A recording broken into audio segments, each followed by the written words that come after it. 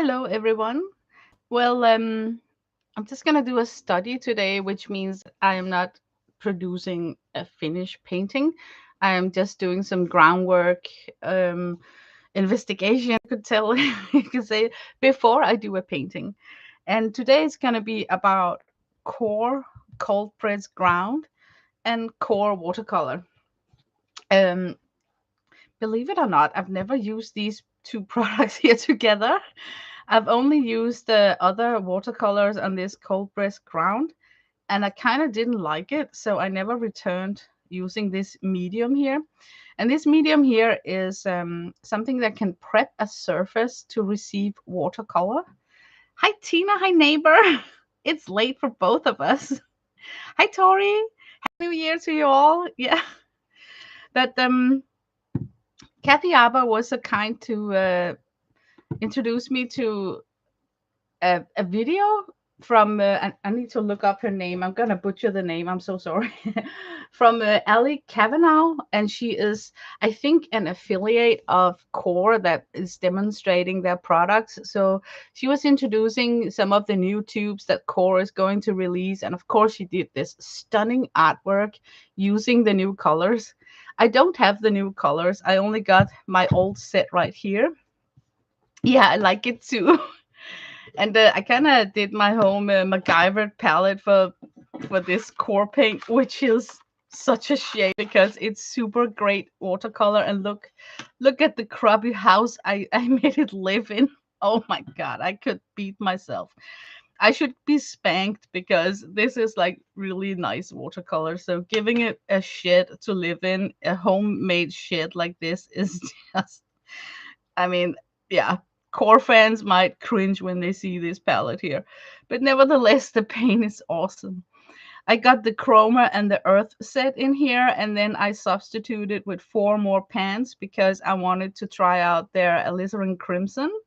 And I also got some sort of an olive, what is it called? Naples yellow, but it got that you can mix olive with that one that is like super nice. And that is a Pyrrole Red Deep, and this is a Quinacridone Red. I like quinacridone colors. They're a little bit tricky to get to know. You know, they suck in quickly to the paper, so you need to be fast when you use it. But the core paints, you are able to actually get over that hurdle because the Aquazole binder in this paint here makes it more likable to work with quin colors, in my opinion. And this is a Prussian blue. But however, there is this painting style that Ali is doing that kind of speaks to me because I've never tried it that way. And I'm gonna cross my own personal borders to what is nice to look at and what is not nice to look at. And it's when they come to the blooms. Oh, I'm gonna adjust the camera. I don't like that boob shot. I'm gonna do like this. Sorry. I just felt that I was leaning in and everything was spilling out. Um, if you look up Ali Kavanaugh's painting style, it's very filled with blooms and serendipity, and you have to be super either lucky or skilled to pull it off. So I've never ventured down that road. I think blooms sometimes can be not attractive in skin tones, but she managed to pull it off. And she apparently also liked to work on top of this watercolor cold press ground. So I thought that I wanted to paint a painting using her technique because I really like to try something new. But before I do so, I need to do some study. And the study is what we are doing today, which will be, I'm just going to adjust the camera a little bit, which will be, you will see how I prep before I paint a painting, and especially kind of prep substituting colors that the reference picture is using, but that I don't have. So I'm just gonna take you along on that path, and it might not be so interesting if you're not into watercolor, but if you are, I think it's worth watching. So I turned on the camera. I got an old beat up brush right here that really needs retirement, and I think I'm gonna use it to spread out this core here, cold press ground, because I think there is some acrylic components in this. So this brush here will take that abuse. Um, yeah, I recently made this journal here. It's made out of I had a Christmas chocolate calendar, and it was so cute. It was shaped like a house. And when Christmas was over, I wasn't ready to part with it. So I glued in some images instead of where the chocolate was. And then I just turned it into an art journal. And this is some sort of a desk journal for doing work in it. So I've already used it for swatching out a palette I set up. I've been testing out some paints. So what I'm working on here is not necessarily awesome paper. It's simply just my sketch desk journal, meaning that I do studies and stuff in this. I don't use this for art. Okay, let me get some colors down so that my camera doesn't freak out. Well, this is the lady's name, Ali Kavanagh, and she had a webinar meeting where she was working on Fabriano paper that she smeared on that cold press watercolor ground, and she used the three new released paint tubes from QoR. It's a Payne's Gray Violet. Exciting, right? Violet in the Payne's Gray. It's an ultramarine turquoise and not the cobalt teal from the Chromer set. And it is a benzimidazone burnt orange, which I think is an oxide color because of the PBR25 pigment. And I got that brown oxide with that pigment here in my old corset. I don't have the ultramarine turquoise new color. Uh, Funny enough, it's an ultramarine turquoise, which is funny because usually you start with a viridian when you are making a turquoise, but they have PG7, which I think is the viridian, and then pair it up with the ultramarine. I'm just gonna use my cobalt teal because then I would have like a constant color because I'm picking it up from a convenient mixed pan and not have to worry about that. I don't have a Payne's Gray Violet, and I can see why you need those violet tones to do um your skin tone, and you get actually the skin tone itself with watered out transparent orange. So can you see the technique where you have like the cool undertone of teal you build up with the Payne's Gray like a grisaille painting, and then you glaze it over with the transparent oxide in the end. That's how I feel that is the approach to painting using that technique. And I just printed out her name, and also so you visually can see her style. Look how splotchy it is. Oh my god, doesn't it scare you? Look at that eye right there. Could you release something like that from your hand and calling it done? I think I would have an issue wanting to blend out these transitions right here.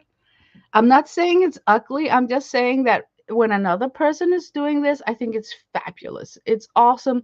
But when I am doing it myself, I would be more self criticism, feeling that it's sloppy, that I got line works that are showing like hard lines, lots of blooms, a messy area up here. What is that dark thing doing right there?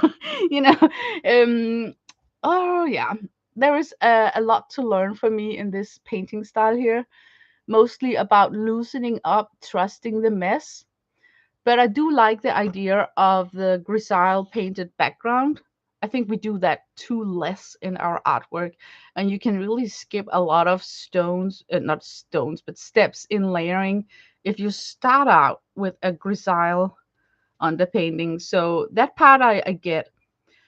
And then Let's talk about watercolor ground. Hi, CB.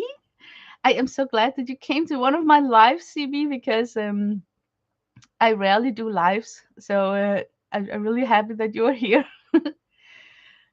I have bad experience with this watercolor ground. I used it. Okay, I used it in a Bible. Don't get mad at me for turning my Bible into something I play with. Just think that maybe she uses her Bible often because she actually play in it. This is watercolor ground. It's a little bit gritty. I didn't like I just don't like working on it. It's very gritty. I can feel there was another one where I did. I think it was about the. This is watercolor ground. Okay, there is another one. Okay, this is also watercolor ground. I don't even remember what paint I used, but what I can tell you is that when you are painting a surface with the watercolor ground, it becomes really soft, just like canvas. It feels like muslin coated with gesso. So it gets this different changed texture. I can see why you can use it in for advantage when you are painting on things that don't have surface that will soak in water. This is also a watercolor ground. Why is the Bull of Wall Street in my Bible? It's because it's about Babylon, they built that tower. So I thought it could be fun to draw the Bull of Babylon.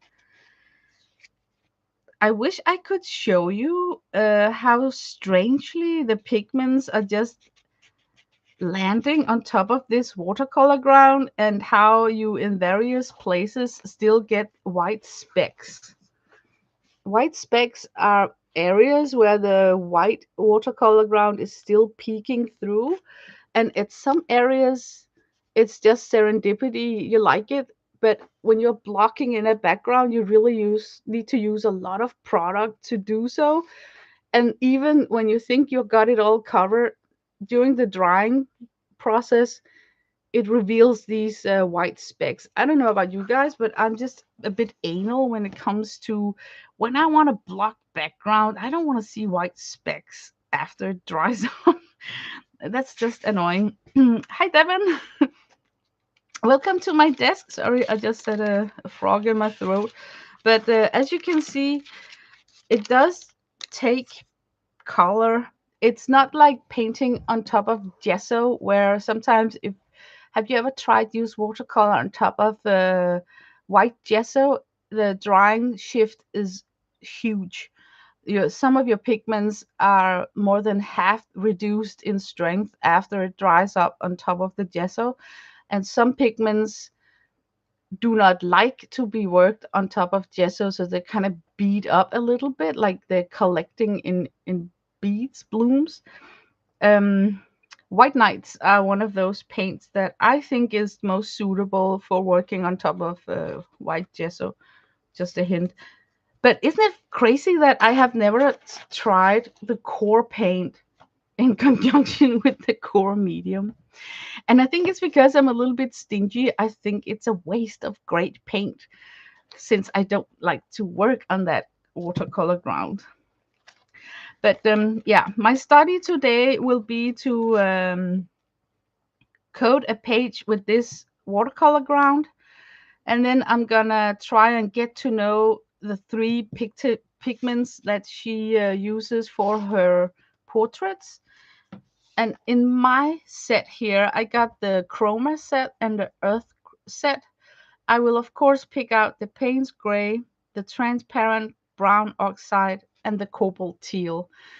So I will try and see if I can create a portrait just using those three colors, because I really like her minimalistic approach to things. So my plan is to, you know, try it in a sketch so that I know what I'm in for when I take out my real watercolor paper and I was starting the real drawing. And since I'm working with good stuff, I always use arches, like really nice paper. And I hate jumping on a expensive substrate without having practiced a little bit before, because yeah, it's just that's just how I work. Yeah. So that's what we're going to do today. I think I could try and paint this so you can see what I'm looking at, and then try all those blooms and see how do I feel about leaving. How do I feel about leaving work like this? I've never, I've, I would have blended this out like a freak. I just know myself, but yeah, that's the plan. Hi, Kathy Arbor. Oh, thank you so much, Kathy, for guiding my attention towards Ali Kavanaugh. And like we talked about, it could be fun to do a painting with just those three pigments and try it out on that watercolor ground. I am such a chicken. I cannot jump on an arches and just jump start it like that. I need to remind myself of how is it to work with this. One of my question is also how thick a layer do I actually need? Because in my Bible, it's very thick. It's so thick that it transformed the Bible sheer pages into something that reminds me of thin muslin, like a fabric. I'm waiting for her paint palette to. Oh, you bought it. Oh my God. Congratulations. You're not going to regret it. You're not going to regret it. I am eyeballing it too. Um, yeah. You know what? That demo of the new tubes, I can see how the new tubes, her portrait set would be a nice add-on to this. The existing set. There is not repetition. And even though that the benzimidone burnt orange is the same pigment as the oxide transparent brown, it still looks different. The benzo orange got that skin tonish. You can almost mix it out to like a coral, where this will always be a little darker shade of sienna. So yeah, it's awesome. But okay, let's hit the road. Before I start, I want to get to know my three core colors again. It's been a while since I've been working with them. So I was thinking about making a swatch and then a grid, because it's only three colors. We got time. I got time for this at least. I don't know about you guys. I want to make the famous grid, mix them together and see what kind of mixes can I get with those three colors, because I don't recall ever have worked individually with them just like that. So I'm just gonna take you guys on this trip right here and showing you how I would do things in my sketchbook. QoR, and then I would call it a color study.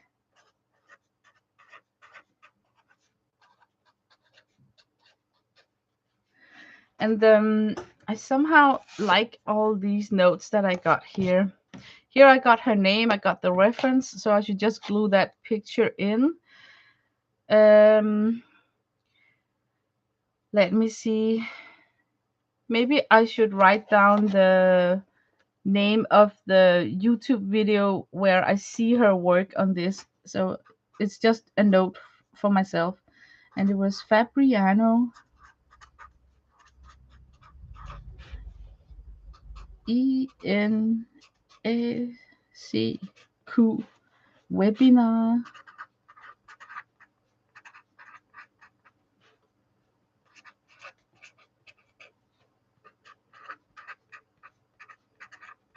Okay, so now I got I know where to find the video, because I am so gonna binge what it's like a tutorial. She's filming herself making exactly this portrait here. This is a portrait that she painted earlier than 2019, because it's the front cover of a book that she released in 2019. So when I saw that she is still working with the sketch of her art piece back from 2019, I was thinking that immediately that she's got an advantage because she is apparently working with a face composition that she has tried several times before, which is not like cheating, but but it just um relaxes me in knowing that all her lucky serendipity with all the blooms and runs and whatnot might be because it's not the first time she's painting this exact safe face in this posture right here. So always keep that in mind when you see a successful um tutorial on YouTube where people are just, it looks like they're controlling the runs, the drips, the blooms, and you're thinking like, oh, they got so lucky or they're so skilled. Well, often it's because they have painted the face before, so they know where to strengthen up or weakening down areas to make it work. So I just want to put it out there. Okay, this note right here is important. Okay, I want to swatch out my three colors. I'm working with the Payne's Gray. I think my Payne's Gray is up here. This palette, it makes no sense. The placement of the colors is one big mess. Okay, this is my Payne's Gray, right? The new tube is a Payne's Gray violet undertone. What happens if I put in a little bit of, should it be dioxazine purple or should I actually add in a red color instead? I think I'm gonna go with a red color instead. I want to see how does it change.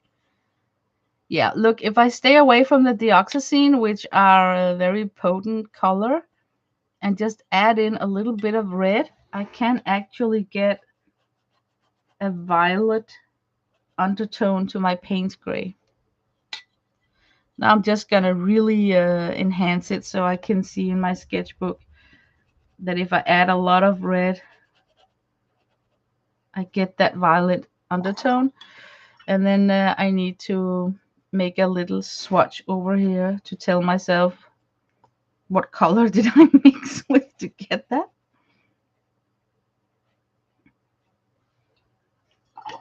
Yeah, I can make that work. I can see why you need the violet for skin tone. Okay, this is my Payne's Gray.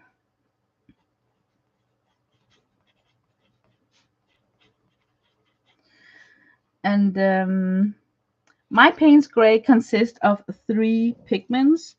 I got the PV29. It's a violet, black PBK7, and then a phthalo PB15. Isn't it a phthalo? Yeah, PB15 times 3. That's my Payne's Gray. Then I mixed it in with the Pyrrole Red Deep.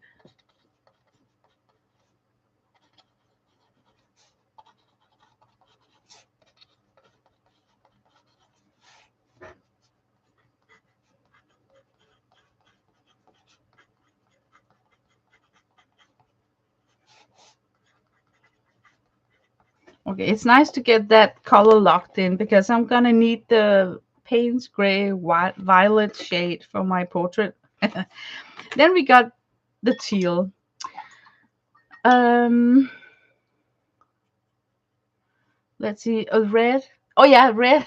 You're talking about I should mix red in the Payne's Gray. Yeah, that was a good one. Okay, that's my teal from my palette, and I think it's just called a cobalt teal. I want to see how granular is that cobalt, because we're gonna work with a bunch of blooms here. So I want to see, is it crazy in its granulation or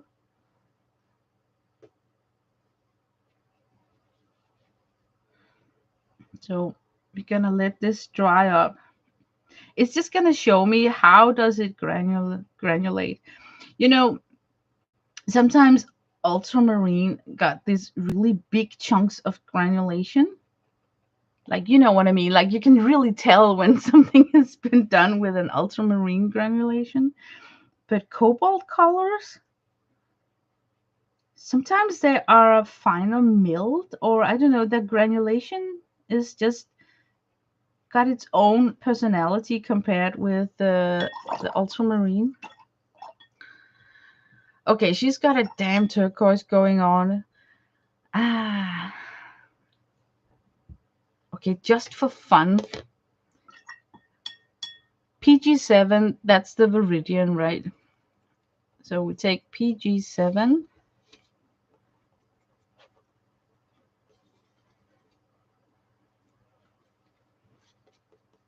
And then we take an ultramarine, PB29.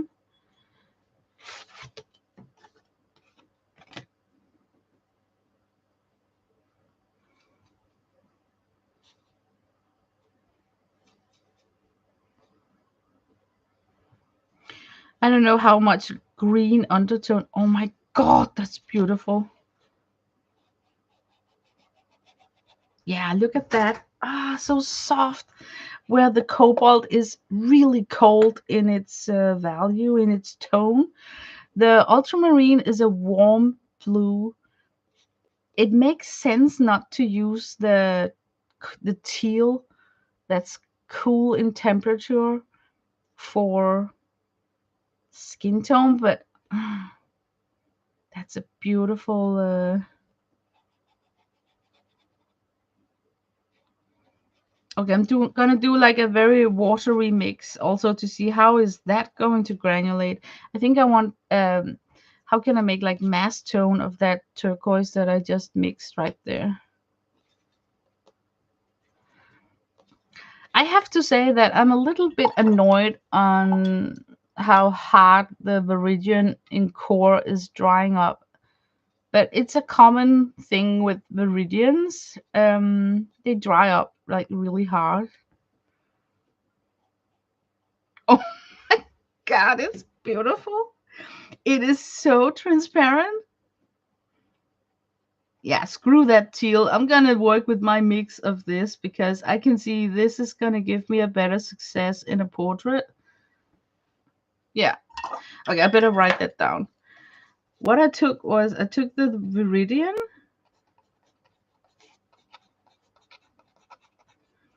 the PG7, right?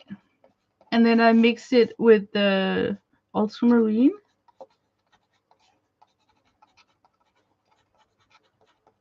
PB29.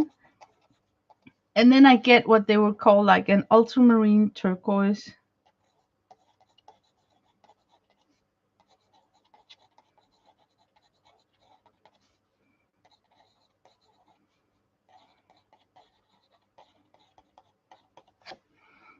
Okay.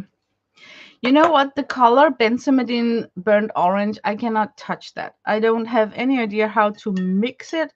I can only observe how is my benzimidine brown oxide color hitting my paper, and can I maybe force it leaning towards orange. If I should make a transparent clean orange, I would take magenta and mix it with PY3, which is a yellow, to get that warm reddish orange. I'm just gonna illustrate it. Okay, let me just illustrate it with a swatch. Let me see if it works with QoR paints. I'm just sitting here running my mouth. I would take the magenta. I would put a PY, that's a yellow pigment, 3. Maybe I need a lot of the yellow if the magenta is swallowing it up. And then I get this reddish orange. So if we take that and combine it, compare it with the brown iron oxide. You can kind of see, you can see a shift in the hue, but which one? I think both of them are suitable for portrait. The question is, how does this magenta shine through a glaze of ultramarine turquoise? Will it alter? Because core paints are so transparent that when you glaze them, you can actually get a whole different color. So yeah, look how this oxide is separating. Can you see that in the pan here? So I also have some separation here that could disturb the wet washes that Ali is using in her painting style. It's like it's releasing its pigments. That's a con. I mean, we don't want pigment that wants to when you re-wet it so much that you kind of dissolve the binder in the paint and you disperse the pigments that they release in like a gritty style instead of being still collective in a color. So I can see why that benzo orange, burnt orange, is more usable for that wet wash style that Ali is using. Okay, how do I note all that down in my book? Is this worth watching? I just, it's the first time that I'm sharing my thoughts like this on YouTube before I do a portrait. Normally, I get all these things collected in my brain and then I turn on the camera and paint with you guys. But let's see. Uh, it I must be weird when I see. Oh, I got the yeah. When I see paint granulation, I think it looks like you couldn't get a smooth cover. Yeah. You know what? I feel the same, CB, because like I said earlier on this stream here, I'm not sure that this work here would have left my hand as finished. I would feel that you got too many hard lines. You got some granulation next to a smooth surface that's not blended out. I mean, it looks really like for me it looks scary, so that's why I have to try it. I have to see, can I get something out of trying that style. uh, I'm always so impressed with you folks that know pigment numbers and their color properties. Oh, it's so easy, Devin. P stands for pigment, Y for yellow, B for brown or blue, and black. Okay, okay, I see it. The PB part can be a little bit tricky, but most blacks are followed up by a K, like PBK 11, for instance. That's a super granular black. So once you just know that the P just stands for pigment, and then some pigments are like the PY43, the yellow ochre. You see that constantly, so you just get to know it. So, but okay, let me see if I can write a comment about. I think I'm just gonna call it benzimidazole burnt orange because I'm gonna try and make my own mix.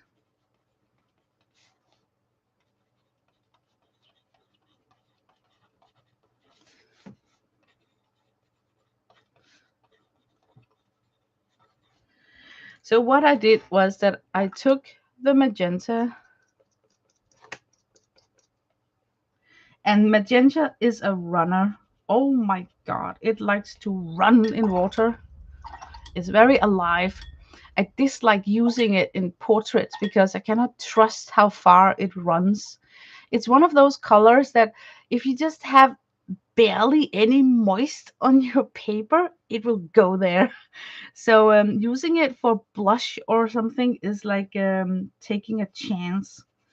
You know, you have to be cautious with your magenta in a big red washes. But oh my god, that nice reddish orange tone is really likable.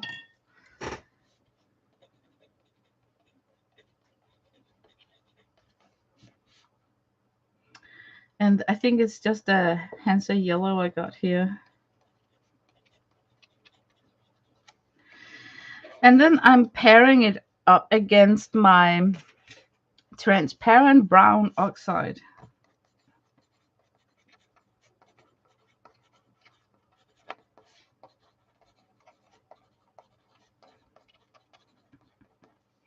I think the separation that I see here is actually the magnetic components, because we all know that oxide paints got magnetic pigments in them. So I think I'm gonna make a huge note about this mix is separating when you dilute it in water. And it's only natural because I can imagine that the pigments are so finely milled except for the magnetic parts. So those are the one who probably will fall first down on the paper surface. Yeah, you know what? Lucky me, it's even separating on my swatch here. So I'm just gonna write separation. I can see that with my eyes. Okay, for that separation reason, I will not use this in my portrait. I would hate life because in this portrait here, Ellie, she is slanting the paper, taking a wet brush and making runs. All that line work you can see here is actually water being pulled down. So that would be a dangerous color to use. So what I got to do if I wanted to make this portrait here would be to mix out my own Payne's Gray Violet, my own ultramarine turquoise, my own burnt orange, have them separated and work like that. That makes sense, right? I need a palette where I can do that. Oh my god, I wish that I had like Janet. She's got those cute little. Okay, that was not a bad idea. Can you excuse me for just a moment? I need to go and find me a Janet looking palette where I can put separate mixes in. I'll be right back.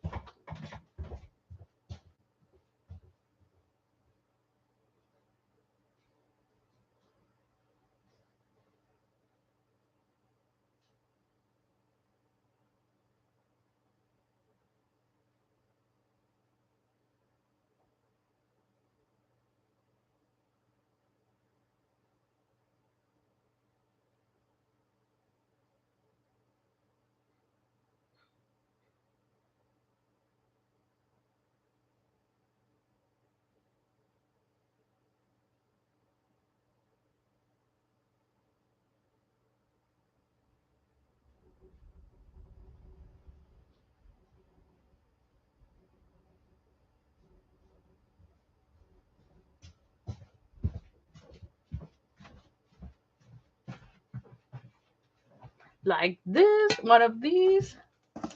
That's gotta work. Nice big wells.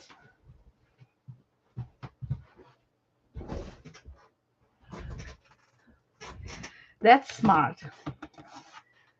So I was thinking before I make my batches of paint, I should prep a page with that QoR cold press ground.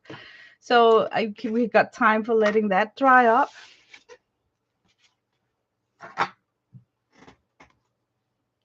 It looks like this.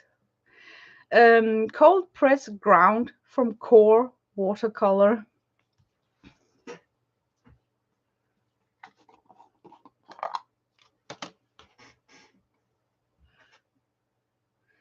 Mine is still moist, so I don't think that I need to stir it. Let's see. Hi, Renee. Welcome to my stream. Did I miss someone? I'm sorry if I missed someone. I think I want to revisit the thickness here. I don't know. I don't know how much I should put on it.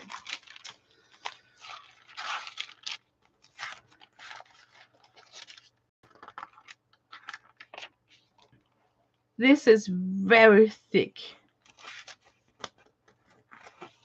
It becomes super gritty.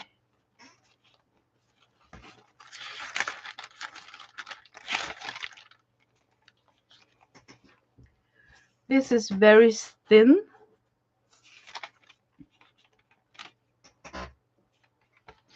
You know what?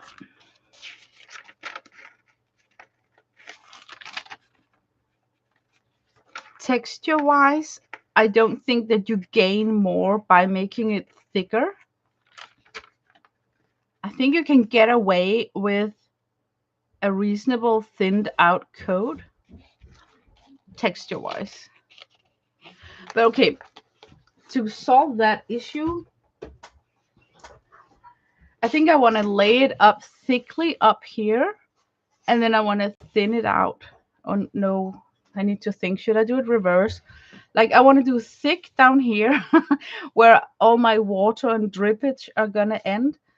And then I'm gonna try and lay it thin up here so we can find out what's the best application to work with.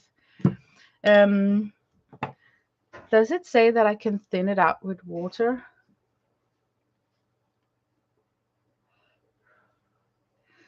No, it doesn't. It just say apply either thick or thin. Ah. Okay, we're gonna do both, thick and thin. Everyone else is lurking. Oh yeah, it's okay. I'm a big fat lurker too. You know, when I work with things paste and stuff, I like to mist my page. So up here where I need to apply it thinly, I'm just gonna mist my page because then I feel that my brush is running, gliding better on the paper. And where I am going to apply it thinly, I'm not gonna mist my page. Yeah, white on white, you can barely tell how. You can't even tell if you're making an even spread of it. But you can tell that you need several brush strokes in different directions to spread out the grains in the ground. It's like texture paste. So I would go in up and down, side to side, maybe even like this, because okay, my paper substrate is a wood pulp cold press. But if it has been hot, no, it's just wood pulp. If it has been like a real cold press surface, what is that noise? Wait, I have to stop it. Oh, tak skal du have, Lars. Jeg streamer, så kommer der den der lyd. Jeg streamer, så kommer der den der lyd. Der. You need to get into the texture of the paper by altering your brush strokes. So don't just go in one direction. I got a section here. Okay, now I'm gonna apply it thickly. It's gonna be fun to see what I like the best. I mean, do I like thick or thin, or it's gonna hurt so bad on me using this on top of arches. I'm just saying. I'm just saying.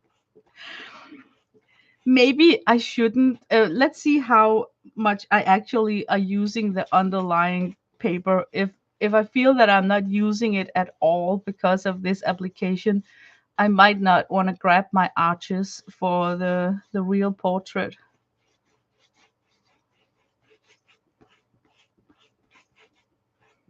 I feel that you have time to apply it. It's not like it's drying up super fast. But I think I would work in a small section at the time. If I had like a huge, large paper, I wouldn't think that I should first coat it all and then recoat it again. I think I would work my way gradually down like I'm doing here. Just take 5 or 7 inch length at a time, making sure that you got good variation in your brushstrokes. And by having good random variation in your brushstrokes, you might end up with a more painterly look in the finished result, like you really painted this on a canvas or something. I don't know. We're gonna find out. This is what these groundwork is for. These investigation sketches. Oh man, it's gritty. It's thick.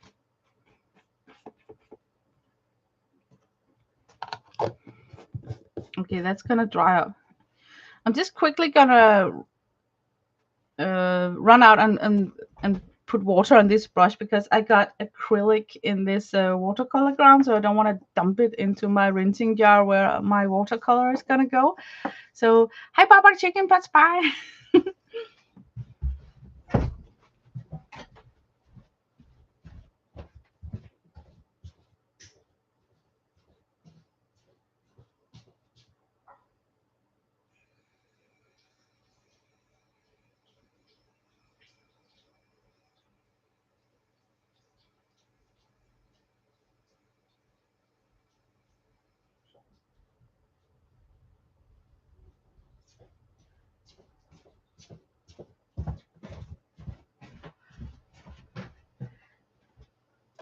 So, it's cleaned.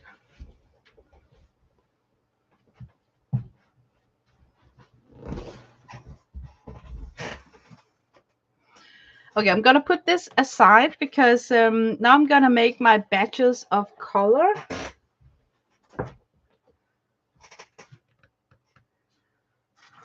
I got these stripes. This is arches.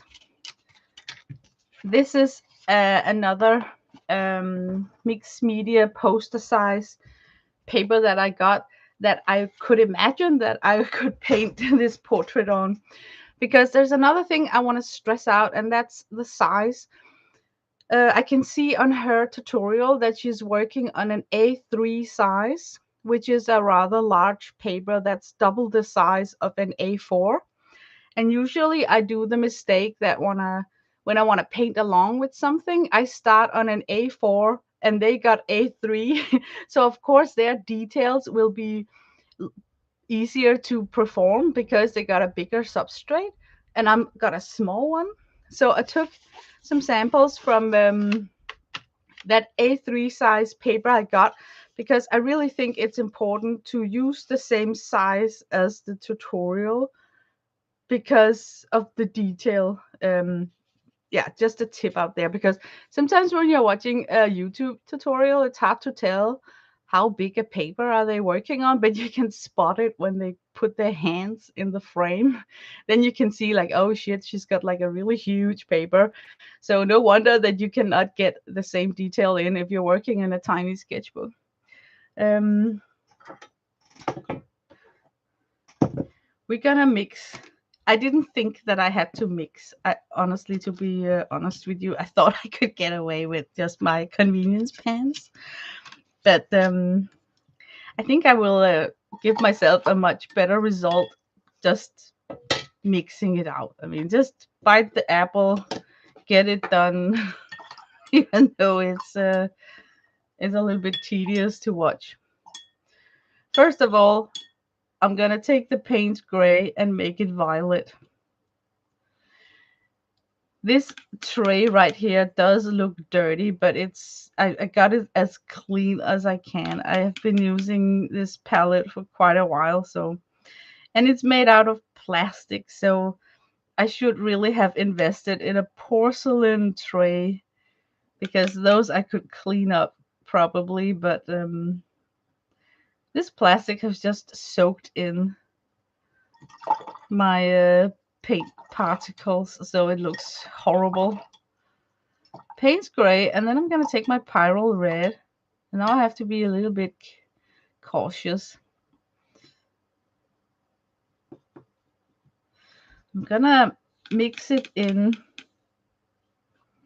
and then try and slant it up towards the walls of the palette to see how much I am tinting it. I think I'm gonna give myself 2 brushes.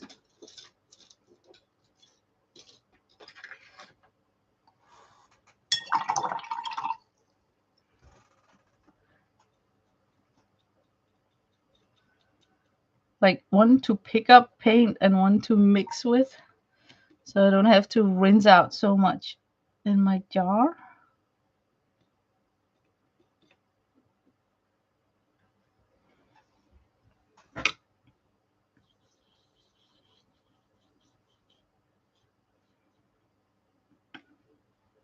I think I need a lot of this mix because I'm gonna do an underpainting, like a grisaille, blocking in the shades.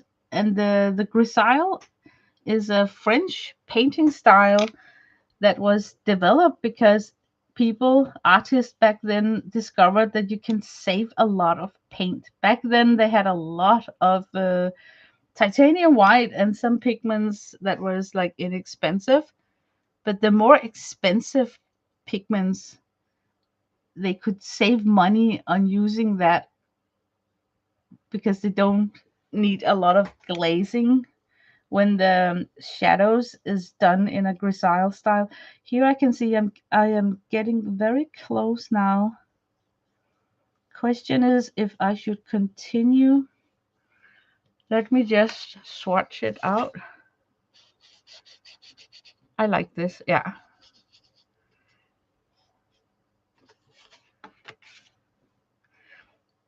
Maybe a little tint more. Just a little bit.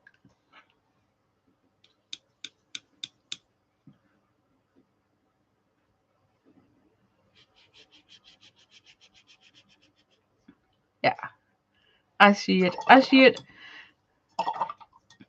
And just because I want to see it more, I'm gonna make a stripe of the original Payne's Gray.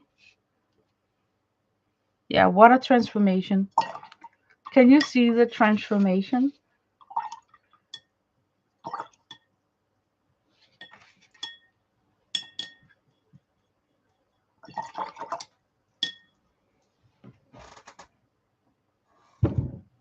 Okay,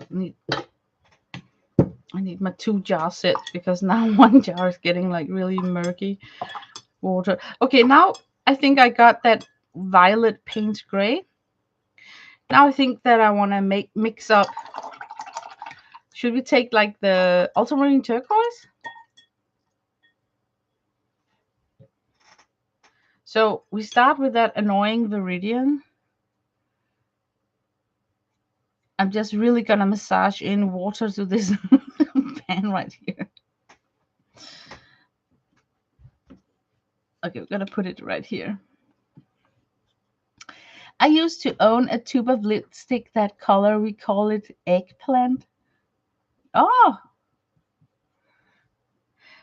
it's like a very sheer wash. If I make it stronger, it will be darker. But it's just very sheer, so I can better tell how violet it has become. Okay, this is a good start of viridian, and then I'm gonna put in ultramarine.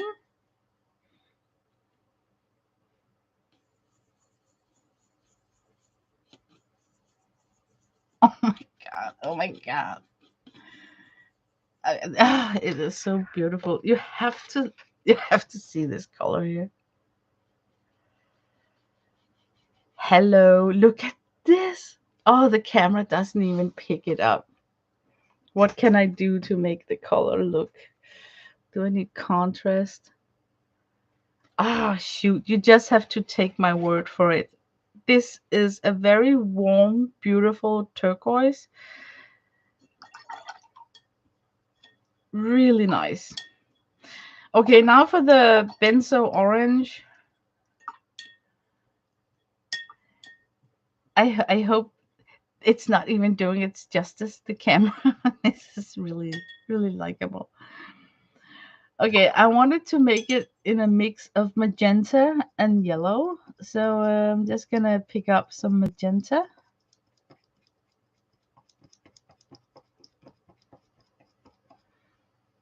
I hate that you need magenta in this mix. I think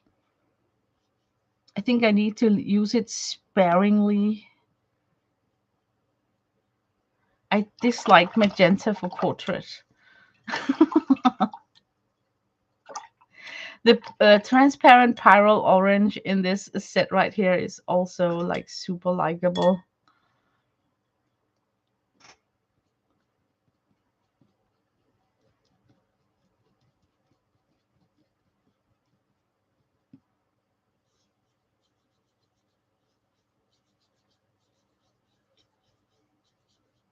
I need more yellow.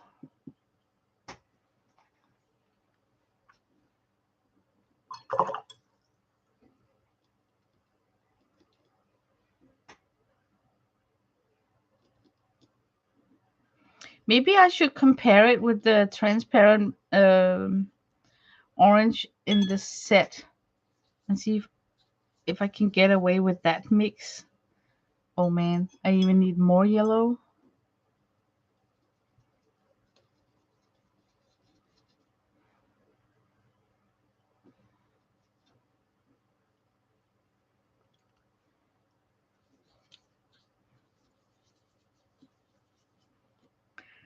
Okay, let's see if it's there.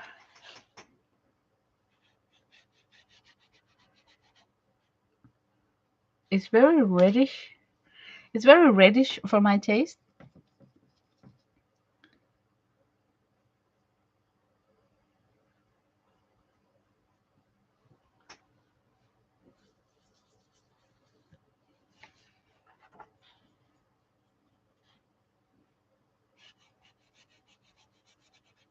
Oh my god, that's also beautiful. You know, for lips and blush, this is really. I'm gonna stop it right there because I can always add more yellow to it to make it lighter. But I kind of like this as a a, a, a flesh tone with the blood color. Sounds so macabre. But you need the red tones because we got blood in our veins. So let me just for fun glaze out the pyrrole orange because it's a pre-mix pan. It could be so awesome if I could use that instead. No, it's too orange. I mean, that's a whole different. It doesn't have that red component that you could get from flesh tone, skin tone. Okay, that's out of the question. But could it have been lovely if I had the colors? Yeah, I might. I might buy the portrait set. So I also see how it is to work with those colors.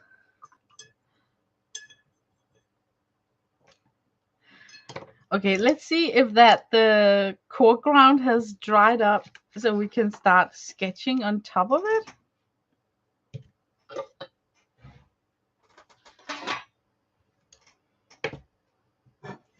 But before we do so, this is my ceramic core palette because this palette here, it comes with a lid, but it's just wells. I like to use this instead. I'm just gonna clean up a little bit in this palette here.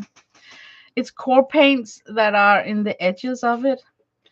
um I don't know why I like to work like this, but I like to pull in colors, uh, pull it in. And I can see that on some of her portraits, you actually need like a yellow. You need some tones here and there. So I might this might come in handy if I could speak. Okay, what's that on my fingers? So is everybody still here? Uh, isn't art, Lena, not wrestling? Not necessary to slam your paints around? Is art, Lena, not wrestling? Uh,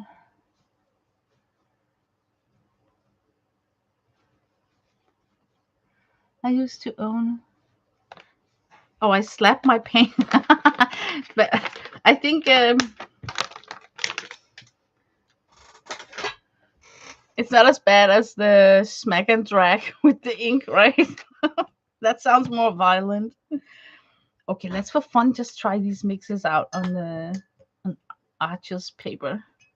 I'm curious. Curiosity wants to know. And then watered out.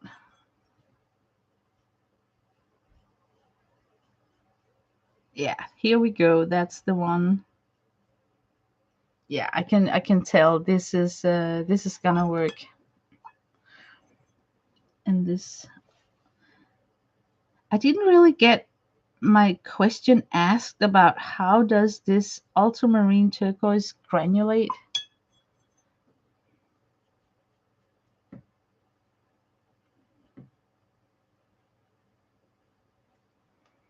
It's nice.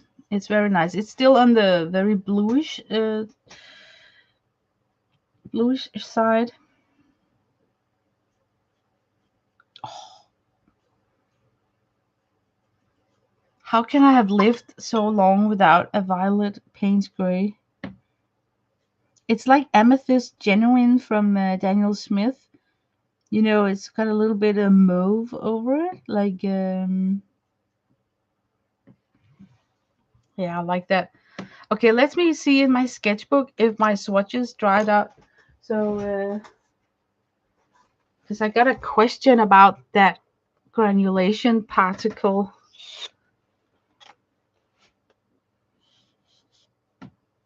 It's bigger than the cobalt. It's there, but it's not so in your face. What I'm looking at here, maybe the camera will pick it up.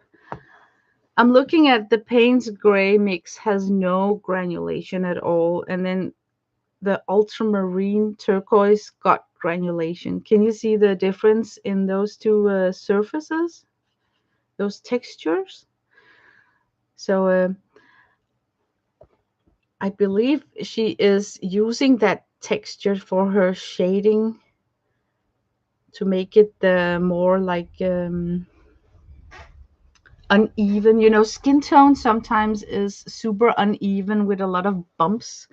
And I'm also thinking that maybe the reason why she likes to work on top of watercolor ground is that you get those skin bumps for free because it's embedded into the paper when you start working. Does it make sense? Like, okay, I actually have a very good example to illustrate what I'm talking about.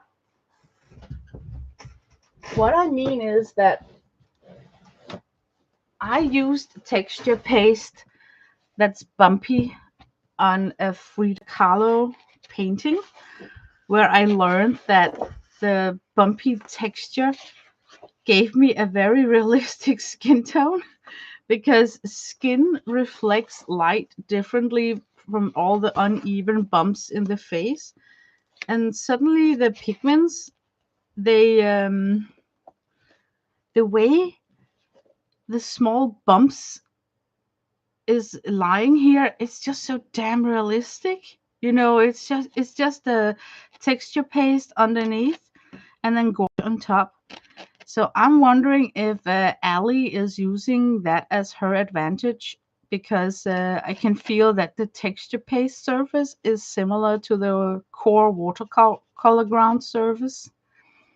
So it's almost like pores, like skin pores. So it makes your skin tone more luminous when you have what I call the white specks, tiny, tiny white specks in between your skin tone application.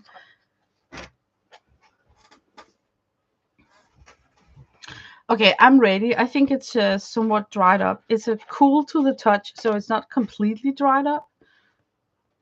But this is not the real portrait. This is just a work sketch.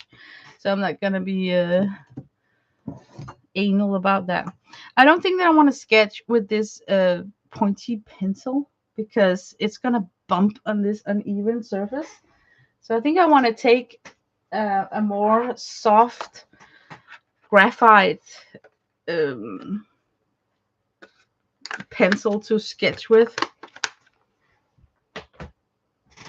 I got this Graphco pen that I really like to use a lot. It's got a sepia stick inside, and I think sepia goes well as sketch lines in portraits. And it is a water soluble pastel, you could call it. So I can get rid of the sketch lines. How can I be in frame? Okay, can we? I'm sorry for bumping. Can we do like this? Okay, I'm sort of in frame. I promise not to work down here. It's just a tiny edge of the paper. You're not missing out on a bunch. Hi, Debbie Apps. Welcome. You know what? I feel I want to hit it with a heat gun just to, because it's bulking up my paper. So it's like curved up in a dome. So whatever I lay on top of it will run off. Debbie, you just ran into some sort of a color study. Ah, look at this nice. Look how the granulation is different on arches. It's more, how can I express it? This is wood pulp paper. This is arches. Let me thicken up that swatch so I can make a true comparison between the two kind of papers. Does it matter? I think it does, because some people deliberately choose wood pulp for their swatches. I think Lindsay, the frugal crafter, is one of them, because as she says, it brings out all the flaws in the paint. And I think this is what she's talking about. Like, this granulation shows it face more on wood pulp than on arches. So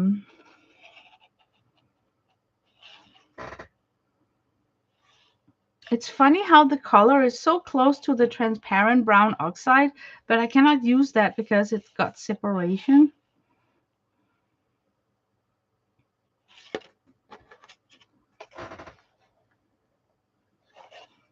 Yeah, I like this. I want to keep this strip to my sketchbook as a reference. Great palette, core look like fabulous. Oh, core is a really nice paint.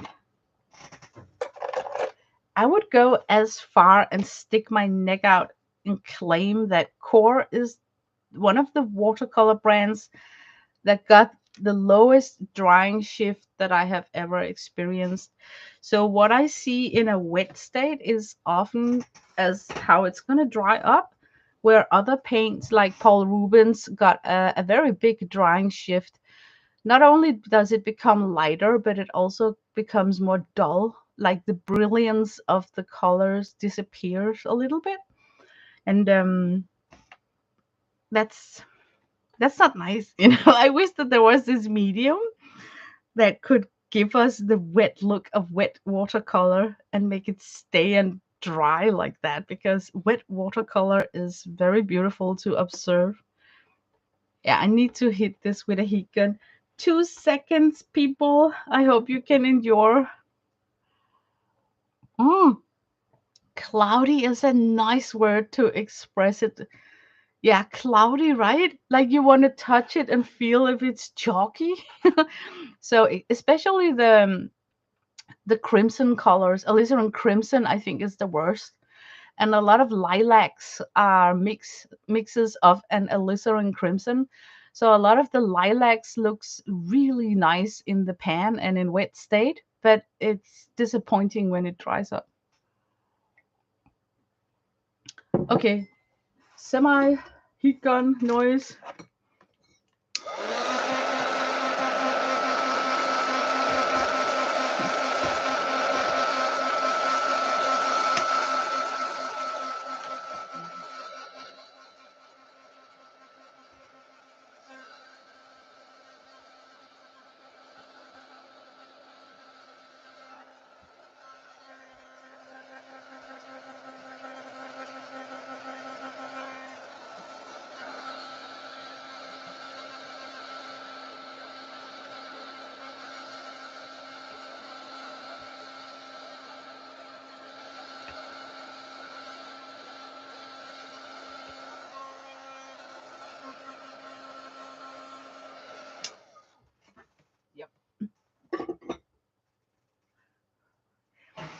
I figured it was filler that separated out when dry.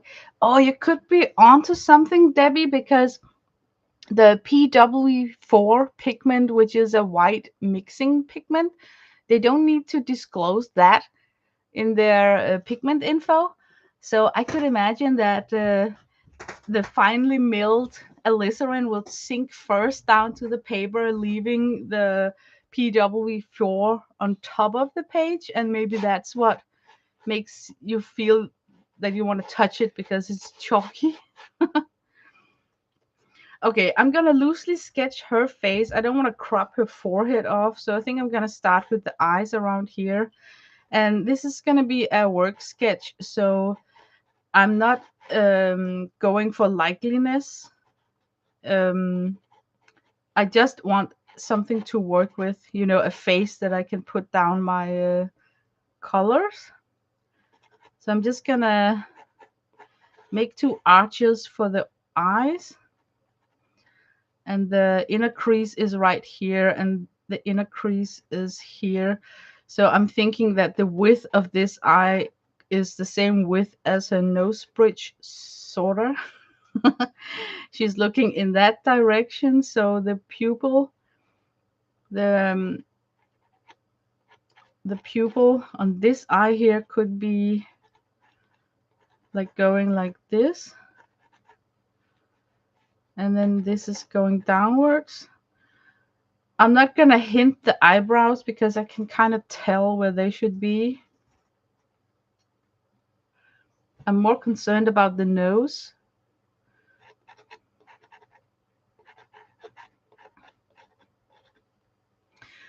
I'm thinking because this is just a quick sketch. I want to see it's like one, and that's half. So half and half, like down here.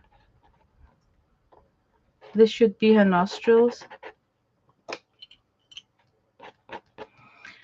I think I'm gonna mess that one up in my real portrait because it's not a straight on face, it's a slightly turned upwards face. So she's showing the full holes of her nostrils, and that is going to be an issue in my real sketch. But when the nose is up like that, the end of the nostrils is further down than where the holes begins. So I'm just gonna sketch that in to remind myself that I need to notice that somehow.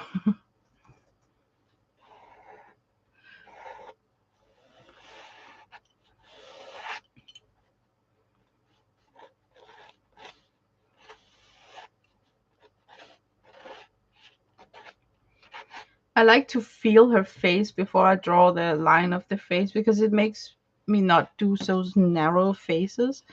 Like I'm petting her cheek so I can get an idea of that round curve. Oh, I'm not in focus. I'm sorry.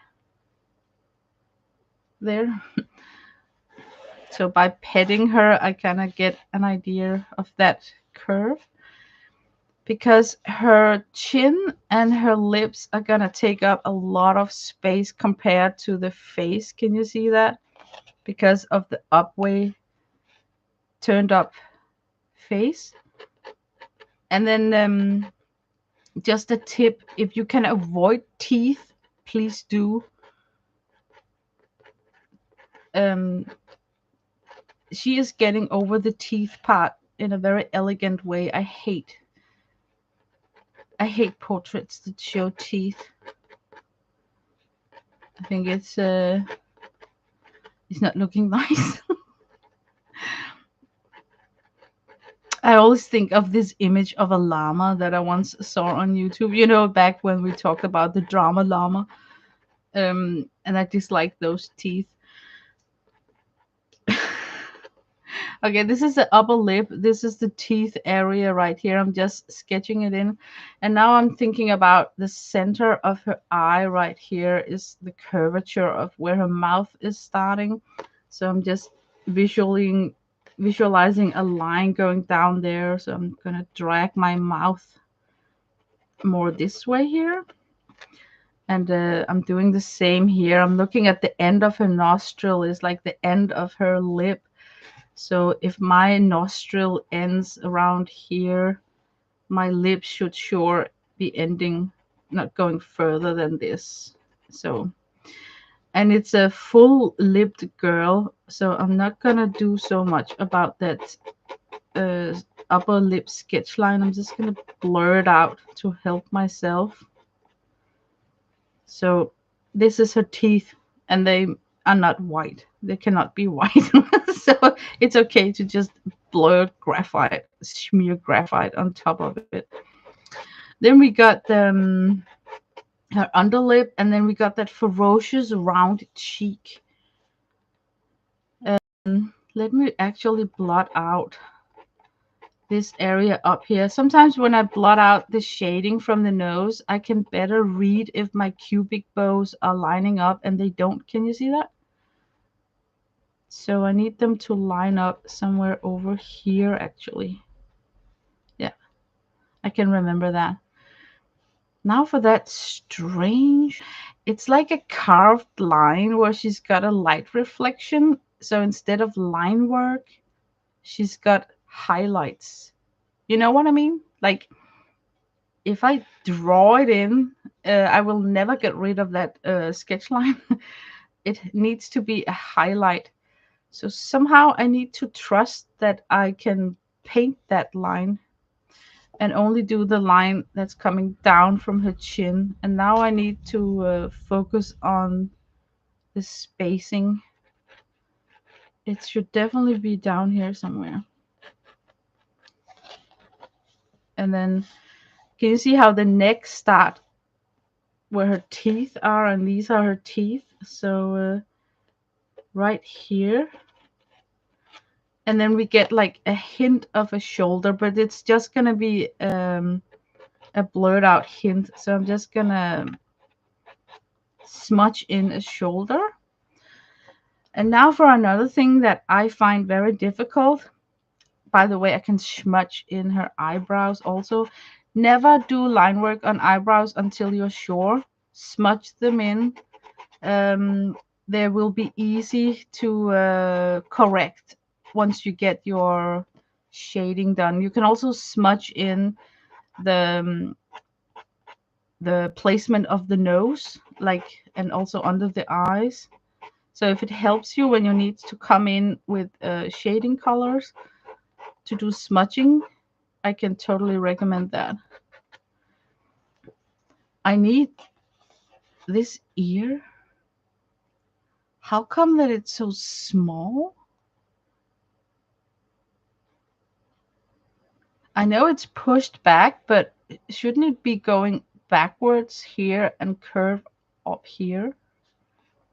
It's very small. You know what? I don't like that it's so small, because if I sketch it in that small, can you see how ridiculous it would look on my drawing? So to get past that ear situation, I think I will. Can you see how there's shading below her jaw? I will simply just take my finger and pet her face. You know, like I petted it up here. I will pet her face and get a feeling about right here. Right here is a good placement for the lower part of her ear.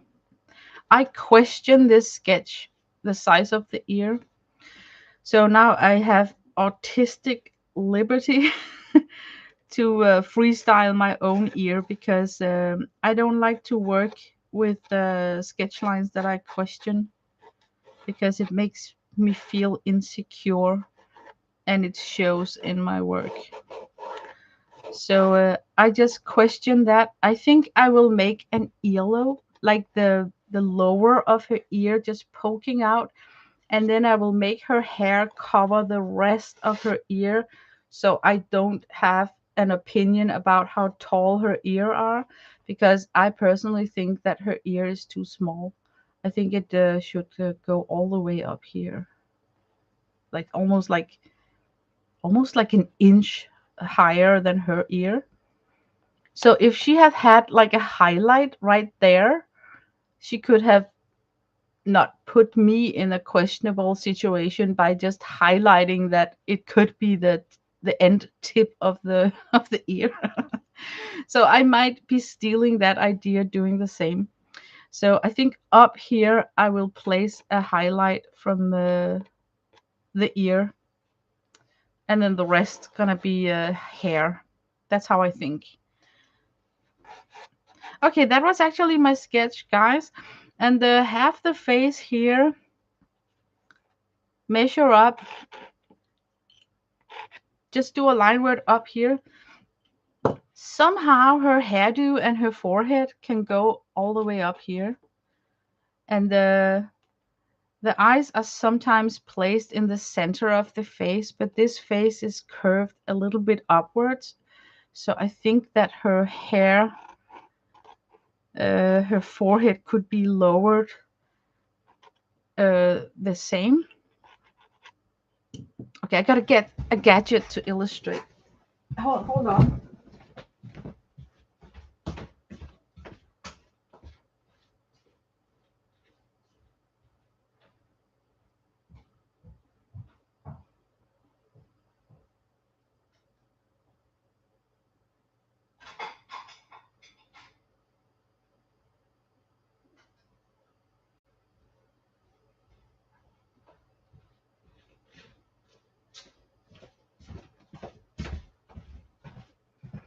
Okay, I'm back.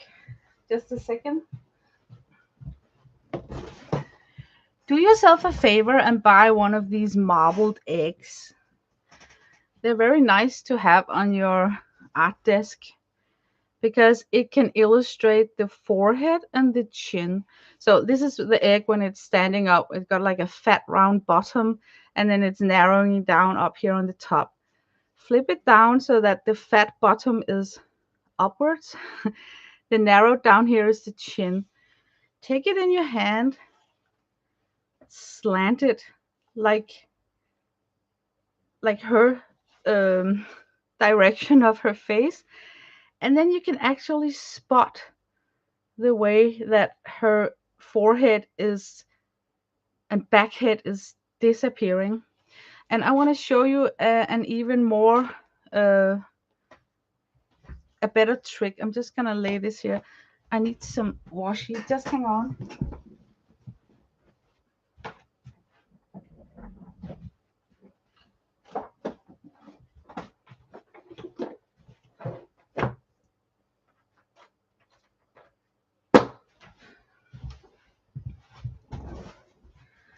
I see the lines, but it's because I visualize them. But you can take skinny washi, and then you can divide the egg with the washi. And rule of thumb, most faces in the center of the egg are the eyes placed. So you take the washi in the center. So this grid here represents a face where this is the skin and these are the eyes, and then this is the forehead. And then you take it next to your drawing and you slant it up in the same slant that she's looking a little bit to this side here. And then I can see that I don't need that much forehead. So that line up there is just gonna be hair. And then I think that I'm actually gonna have like a line here. And then this could be disappearing into a beginning hairstyle. Like her bangs stitched to her forehead up here. But it all depends on how I draw the shading under the nose and the chin area to illustrate that tilted face. But do yourself a favor, get one of these marble eggs, dress it up with skinny washi, and then you can use it when you're sketching drawings. You can kind of imagine the nose bridge is here. So It's nice also when you need exercise. It has helped me a lot, at least. Let's see. I was thinking animals, but now I'm doing the outside of the book. Oh, you're dressing up a cover of a book, Tina. That sounds awesome. Oh, you're talking the scary. Your theme is cats. That's good. I'm not doing the scavenger hunt this year. I think I'm too busy. It takes up time. Um, I really love to participate, and I have done it several years in a row. But it always eats up my time. It's very time consuming. So this year, I think that I will skip the scavenger hunt, even though it hurts me because I can feel that now, but as soon as you guys are starting to post your pages, I get jealous and thinking like, "Oh, I should have participated. It looks like fun." So,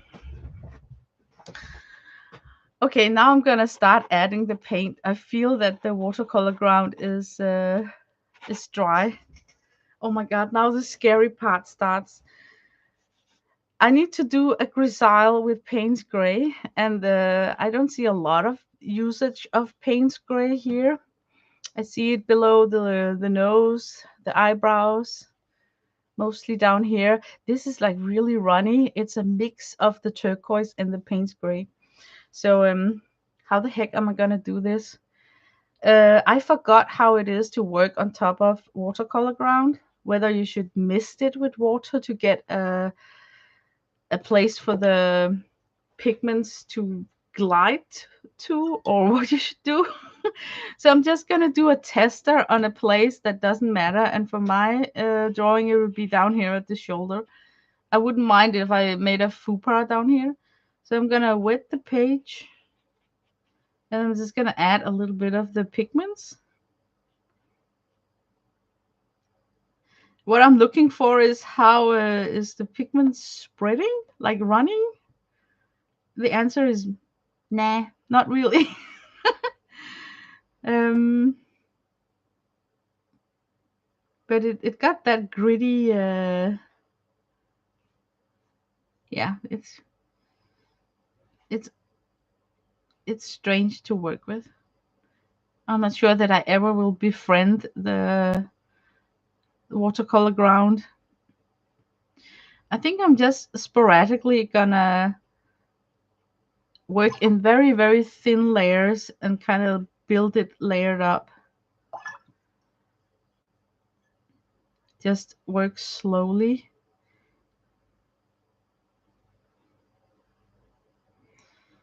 I think I want to drag out the shade to this edge here and drag it upwards here. Notice how she's got a thin, thin, thin highlight. So I'm going to do the same. I'm going to avoid painting on that area there. Okay, I'm going to do a lifting test already now because curious minds wants to know. Oh my god. Okay, you can lift off. You can simply just take off the pigment. Okay, that makes me very courageous. Guys, you can just lift it off. You don't like it, lift it off. So I'm glad that I did that lifting test because it make me feel more, give me more courage that if I make a mistake, I can lift it off. Okay, I'm gonna work on the upper lips by simply just trusting that I can come in with a wet brush and correct it. I'm feeling that at the moment I might be using too big a barrel of a brush. Some say always sketch with the largest brush that you can handle. I'm a little bit in between. Like, I think you can also make it difficult for yourself to pick a too big a, a brush. I want to block in very early with almost mass tone the mouth to carve out the teeth. Man, I hate teeth.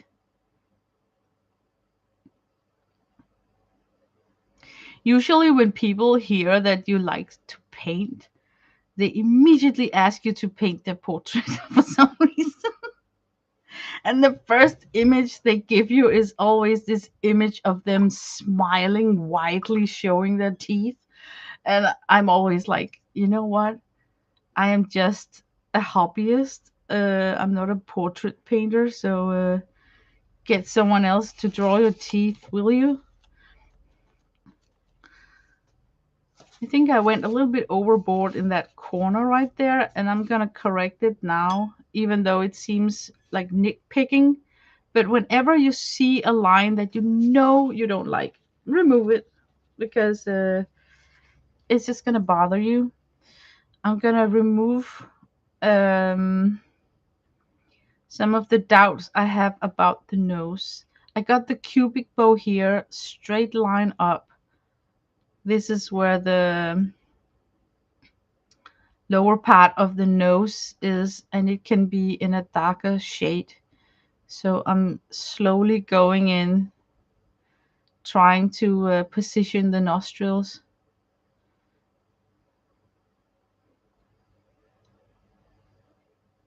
I already got a slanted angle that's not correct.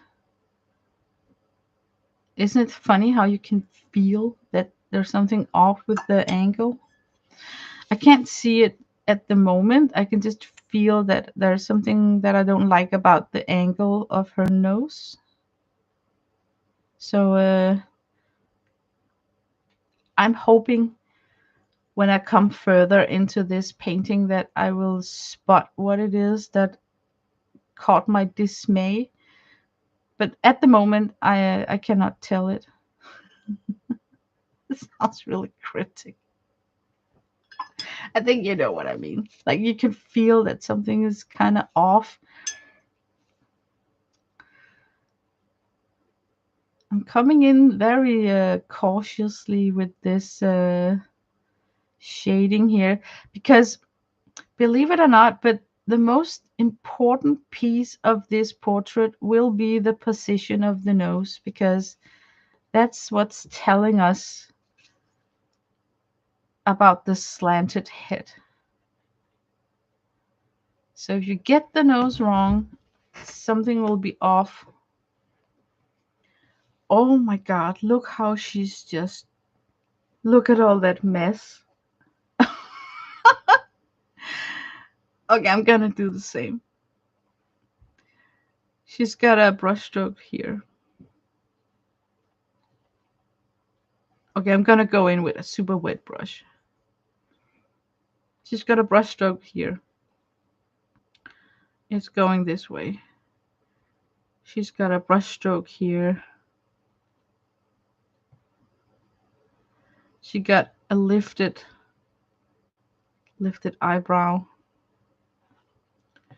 She's got some colors here. I wonder, it doesn't look like Payne's Gray, the eyes. I wonder if she switched to the other Payne's Gray, you know, the not violet Payne's Gray to do the eyes. I'm gonna trust that my underpainting should be in this violet Payne's Gray, and then I'm gonna come on top of it with a darker value. But to me, it looked like she only used 3 pans to do this portrait, and that was what was so intriguing.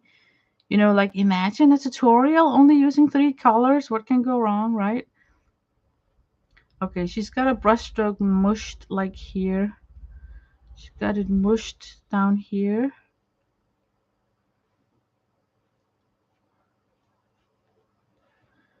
You know what, guys? I don't see strokes. I see mushing. I don't see that she's been stroking a lot.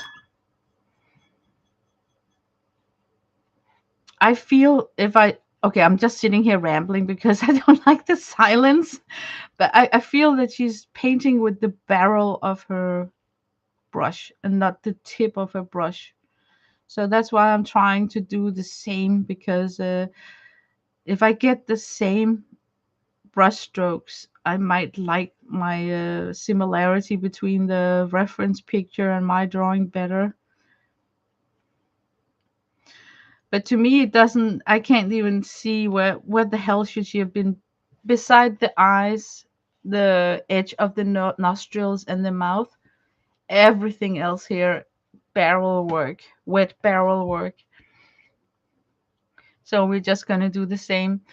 Um, I want to address this shadow that you got at the cheekbone. I'm kind of not sure how far in I want it to be. It could be that right here. So because I am not sure, I'm gonna re-wet a larger area than I actually need because then I can maybe let the pigment kind of spread out. And I'm just gonna go in strong like she has been doing. And then I'm gonna just put a little bit on the that ear, just get it started. I can also go super strong right here. I wonder if she glazed first and then did the watery technique afterwards. So I think I want to leave that open by just doing like this. So I can do the glazing part also.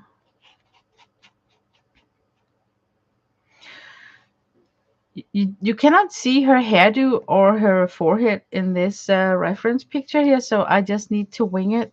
Let me see. With pet portrait, it is always a dark photo of a black dog or cat where you can't see any features due to the poor lighting. Oh my god, that black Labrador, that would be a nightmare come true. Can you imagine? Like, can you paint my dog and then they send you this picture of this black mass? Like you can't even tell what's what, you know? Okay, I'm gonna be inspired by the highlight she has on this rim of her cheek. I got it painted in here. Copy that up here.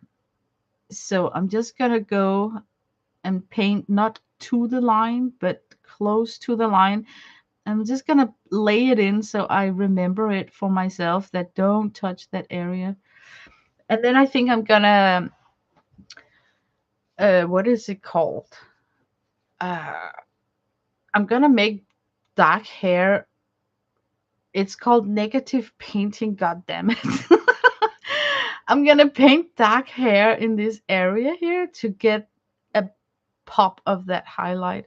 So that's I'm thinking out loud how I'm gonna solve this hair up here. I can see that she's got a lot of runs where the turquoise has been running. So I don't want to address her hair yet because I need to make a mess with that running water. So I think I'm just gonna actually let this dry up and then come in with some turquoise color. So if we just let this relax a little bit. Oh, already now I got an urge to correct. This is so bad. You know what? I should not have an urge to correct because this is not her style. Okay, I will not correct.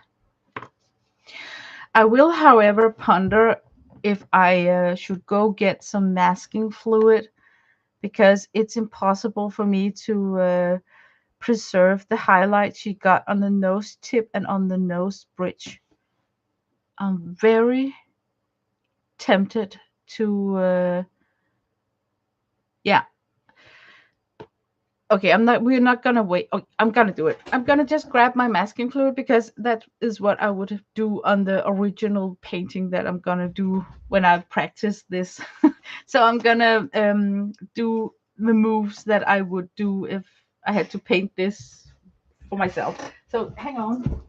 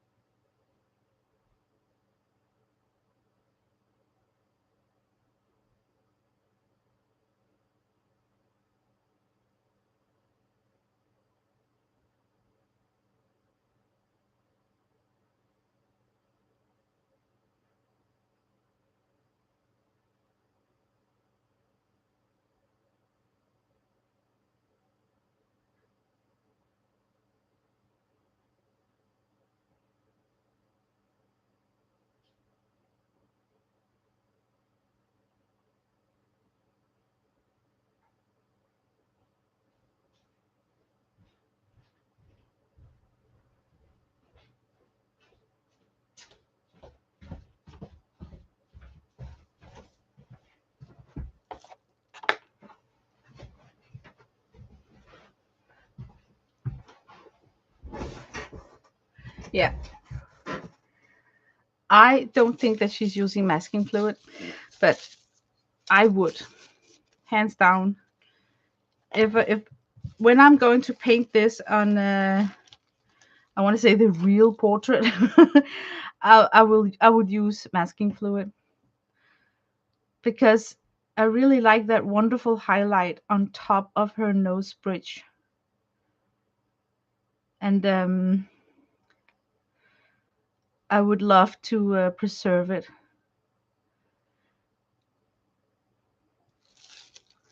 Let me see now where I got the masking fluid out. I also think I'm gonna make a wash here and there. I think I would not regret putting in masking fluid at the top of her cubic bow, just keeping that paper clean. So it's not clean now, but at least no more pigments will come in this area at the moment. Um, I trust that I can lift off the lips. I'm just going to give myself a small dot right here of the masking fluid. Watch me do a lot of masking fluid on this. Uh, I think I'm gonna do a highlight in the eye with the masking fluid. Stop me. Oh my god, now I am really venturing out in altering from her tutorial. That was not the plan, but I can't help myself. I like that fresh white she's got right there next to the, what is it called? The end of the eyes, where you put light makeup to look younger. I like that.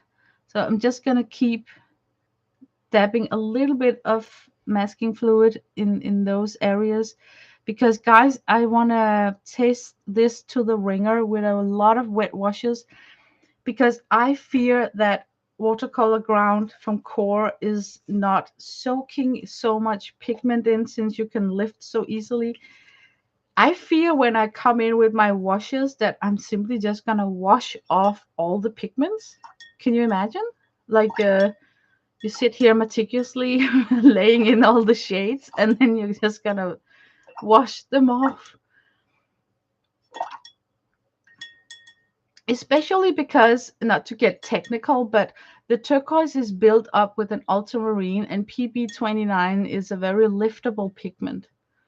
So my turquoise, if I have used a phthalo based turquoise, it would be more staining, but this turquoise is an ultramarine built up turquoise, so it's liftable. Should be, I mean, should be.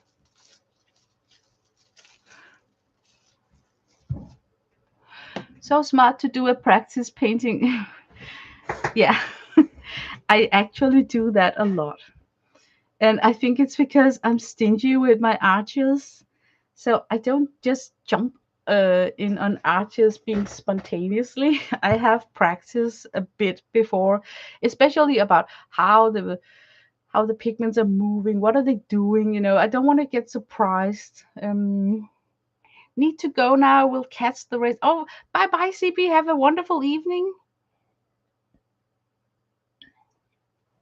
Okay, I'm waiting for that masking fluid to dry up. What I plan to do now is I wanna I wanna go crazy with the turquoise. So my step will be like Payne's gray, turquoise, and then the Benzie orange at in the end, and then the hair. So that's what I'm thinking in my head. So I'm just waiting for this.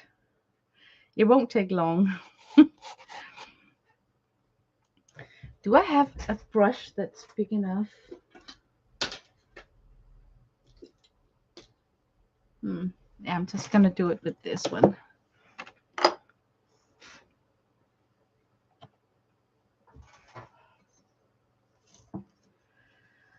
I'm waiting for that highlight to dry up. Maybe I can work on this area here because I don't really have a highlight there. Okay, this is the crazy part where you slant the paper and let that turquoise run.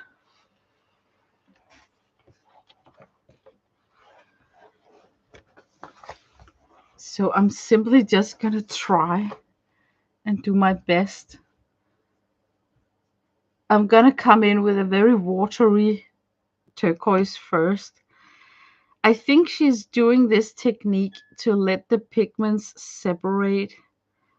So the mix that she have probably separates super beautifully. Maybe got like pigments separation. So I wouldn't be surprised that QoR have made like such a nice paint of tube that it will like completely separate, like the Cascade Green from Daniel Smith. I can imagine that their turquoise tube mate is gonna do that. I don't know if my home mix turquoise will do the same. But I am totally in the spirit of Ellie Kavanaugh having a slanted sketchbook. It's a little bit scary. I'm trying to paint with the barrel of my brush, so no fine tip strokes, just barrel. Let me try and spray it with a mister.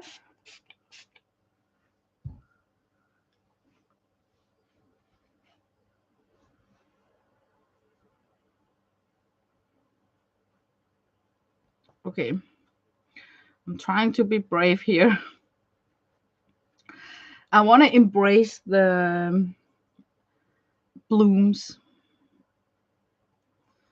So I'm simply just gonna let the pigment do what it want to do, but I want it to run off my page. I don't see that she's having any drippage. So it's not the drippage that she's after. She's after the running.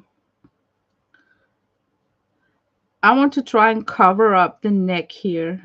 And then now I'm dipping into the Payne's gray and working on the shaded round chin.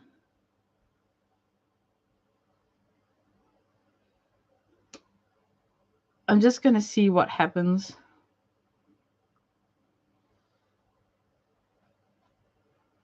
Barrel of the brush. I'm trying not to touch it too much.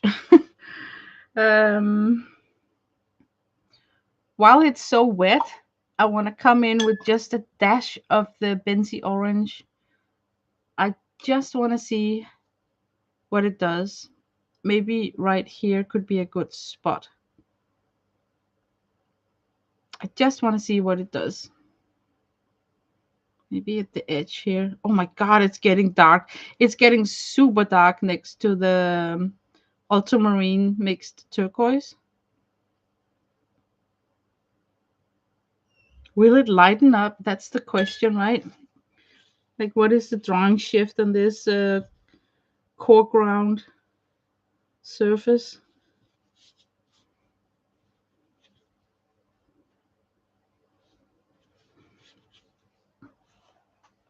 Okay, so the first application in her style, I think it went okay. I got a bump right there. Um, I wanted this to be like a curved jawline, and it probably is gonna bother me. So I think what I want to do is to come in and manipulate that line a little bit. Just darken it up. Oh, damn, that's not possible. You know what?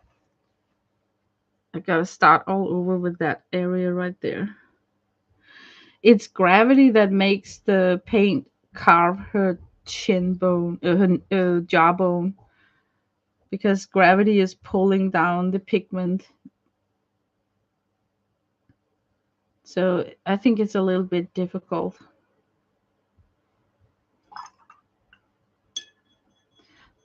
Let's see what we get.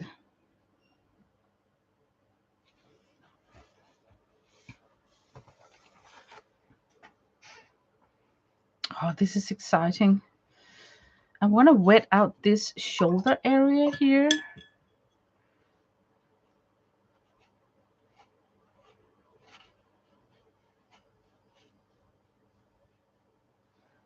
And also this one here.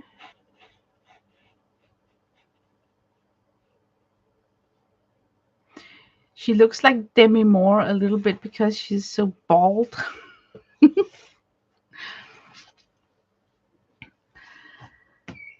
Oh, oh my God. I need to do something about that noise. Hang on. Kan du gøre det? Tak, Lars.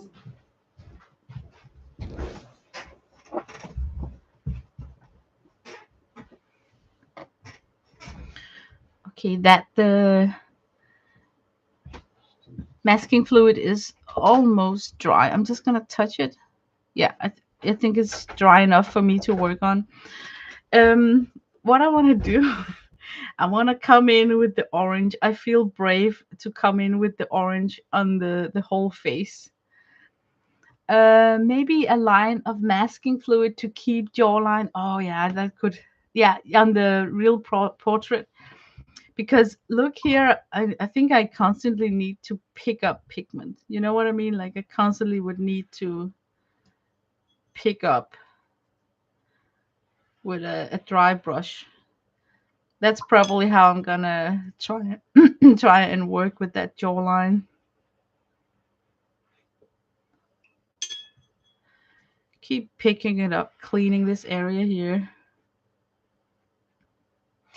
Okay, I feel that I need to come in with the first orange wash. I'm very excited about how will I work with just one color for this skin tone. I saw that she did a bunch of layering. Layer, layer, layer, layer. And of course all the layers are drying in between. So what I want to do is that I want to mist the face first because okay, hands down. I cannot get orange on the teeth or the eye. Okay, I need to just paint it in. I want to give the pigment a wet surface to live on, you could say.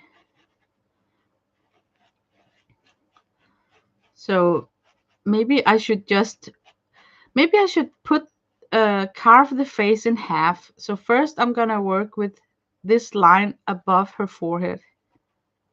Just concentrate on that first because maybe it's too much to do a full face wash in one sitting.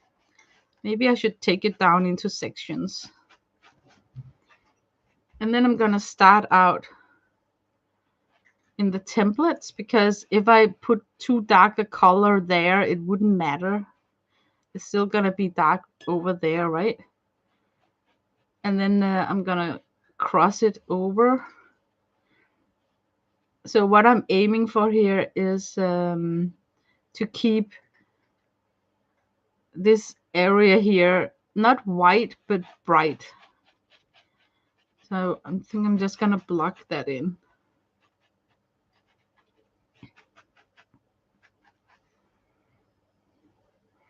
Okay, now I feel that I want to test out the reddish tones. Yeah, it's reddish. Can you see that? Isn't it likable?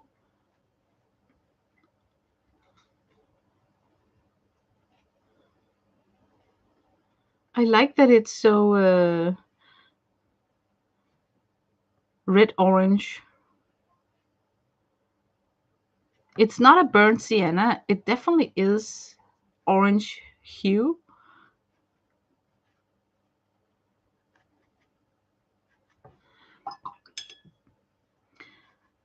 I don't understand how she gets all those blooms. It must be because of a lot of water. Like it must be like a ton of glazing, because I don't feel that this watercolor ground is acting like paper where it holds water and then suddenly you get a bloom because you are on a surface that's watery.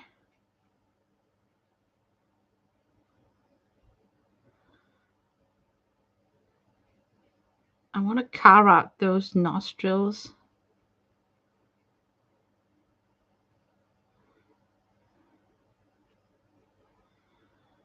I just want to see what happens. And then her blush could actually be more reddish.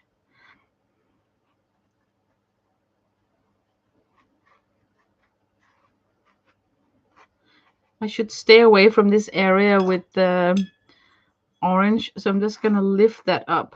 I regret that application. I'm looking at that line work down here.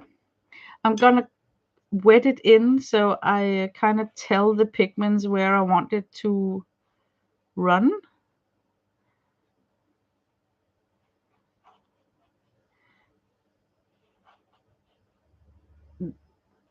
I need to block this in because there's like no white here. So I'm just gonna block this in. I'm gonna come in with a blush that starts all the way up from the cheekbone. And then I'm gonna slant my paper so that gravity gives me a curved uh, space for this pigments to run to, because it wants to run down. I think I could be brave and just do the lips. Just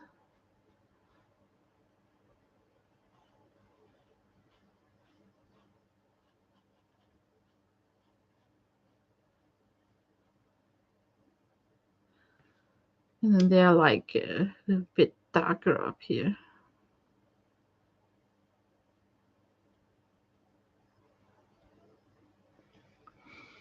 Look how my wash stopped naturally there because I didn't re-wet that edge of the paper. So it's just so nice that water actually is guiding the pigments and then also stopping them.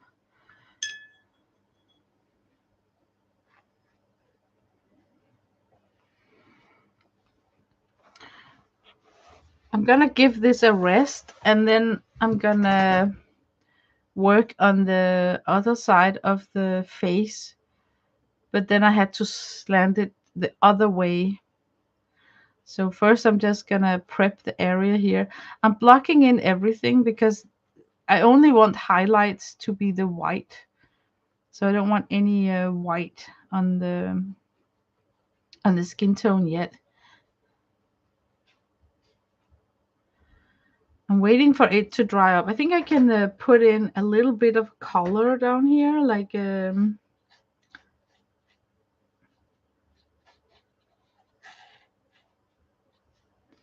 maybe also some right here.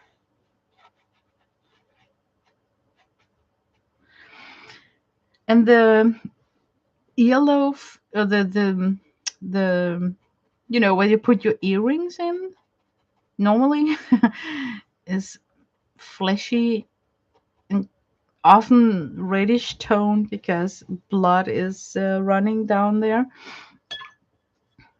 So I'm just gonna blot that in. I'm gonna cover that with hair because, as we decided earlier, I don't know the direction of the size of her ears, so it's gonna bother me.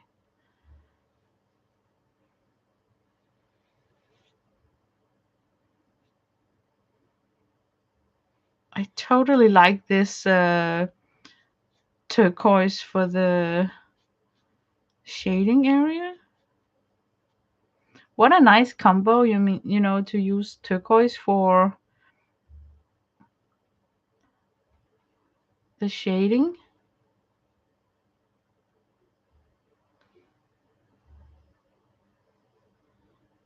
Okay, sorry for not talking so much now. Now I'm just kind of just playing a little bit.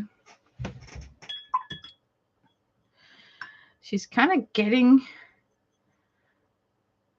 a semi personality. Like, we kind of get to know her a little bit better now. Like those turquoise eyes.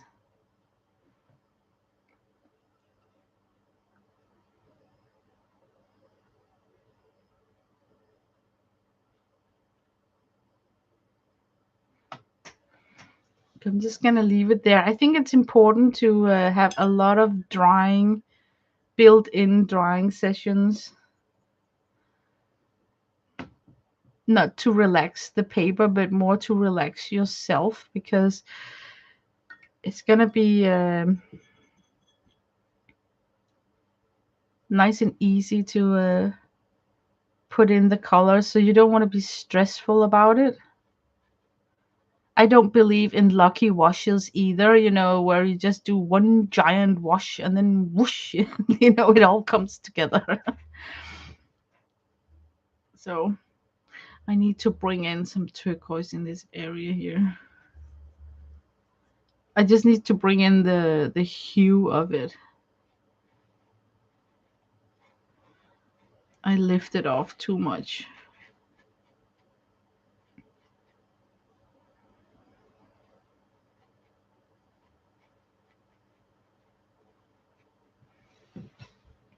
Okay, I'm just simply gonna let this relax a little bit. If I had to lift off something, it would be that cheek highlight that I can see that she's got. So let me try and lift that off right here. It's just a triangular shape going all the way up to the eye up here. Oh man, and that's gonna cause the blooms to come. Embrace the blooms. Oh, that is so difficult, right? Okay, I'm just gonna embrace the blooms. Oh, it itches in me to save this while I still can, but I better not do it. You know what? I feel it's a mistake that I don't work on the hair now, because I'm gonna get a very hard itch when her hair starts to come. So I will see if I can backtrack my decision about not working on the hair. Yeah, look, I can barely re-wet this line up here. I'm trying to soften up this line, but I'm not succeeding in softening it up completely. So I'm just gonna add more pigments, believe it or not, more pigments, and then come in with Payne's Gray. And then I'm hoping that I can cover up that hot edge. Yeah, I think it was a mistake not to do the hair simultaneously. I should have done that.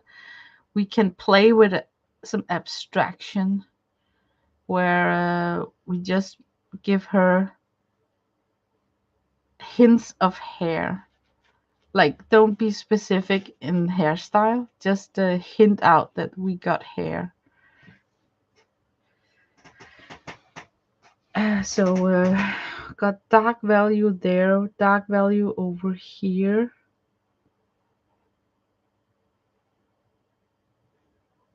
Just want to hint out that highlight that we wanted to preserve. I'm just gonna wash my brush.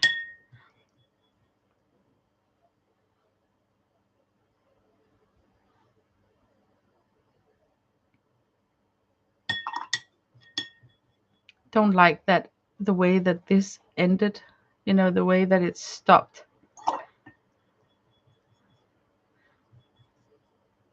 I think I'm gonna try and blot it out. I know that she does not have it, but I want to bring in some turquoise in the hair just for fun, kicks and fun, see what happens.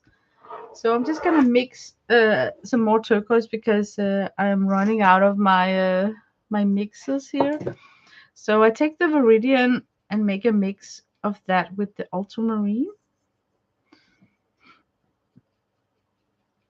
Love how it's going. You do, Kathy. Oh, thank you.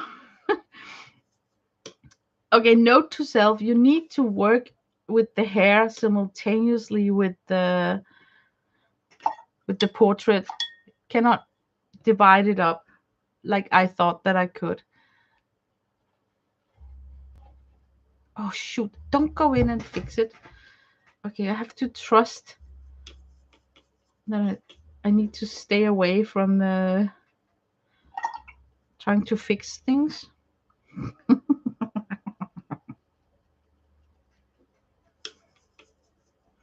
Okay, I got the turquoise. I'm thinking that I want to put it in where, like, the Payne's gray could be like the darkest part of her hair, right? And then the edges could be the turquoise, and then maybe we can get away with something like that. And then keep alive the specks of light. Like, there's a line here going up to her, where she's having her hair. I'm sorry, I can barely speak. Barely speak. How do I save this? I feel that I should have worked with the hair simultaneously with the skin tone. So I need a wash. I need a wash. I need a wash of the orange. I need to get away with that round orange bow that I got right there. And instead of removing the orange, I'm gonna add more orange. I know it sounds opposite, like, why would you do that? But sometimes you can remove the wrong lines by adding more of that color that you think you have too much of. So that is what I'm trying to do now. And I'm going in a bit strong because it is a strong line that I'm trying to avoid.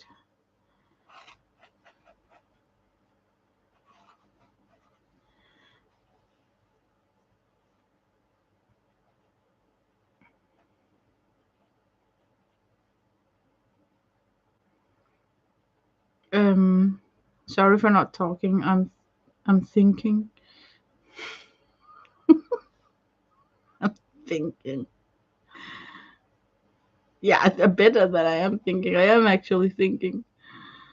I'm thinking that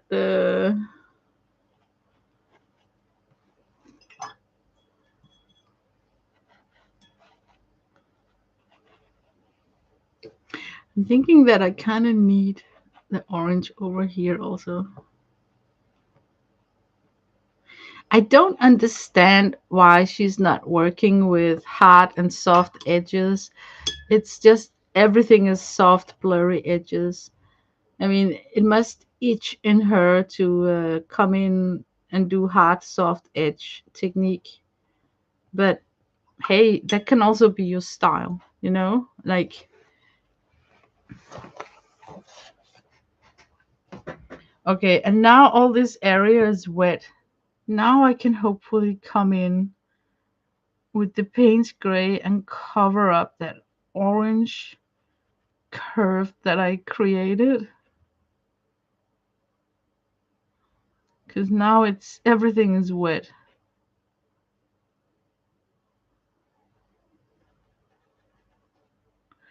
And I wanted the paint gray to cover her ear.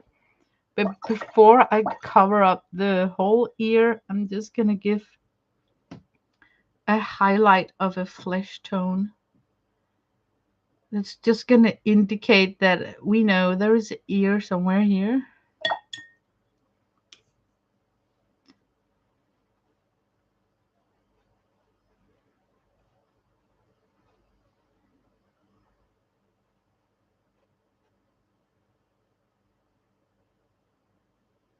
I don't know how close I can get to that flesh tone without washing it away.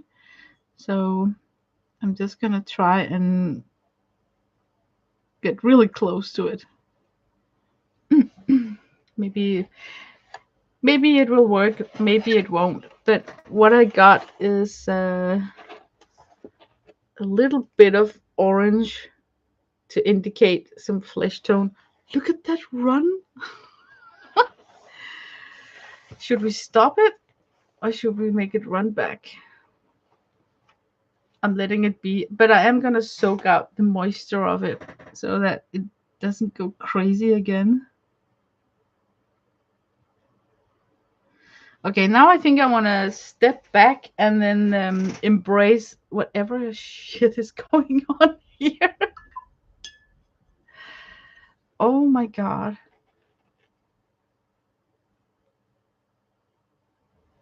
This is what freaks me out.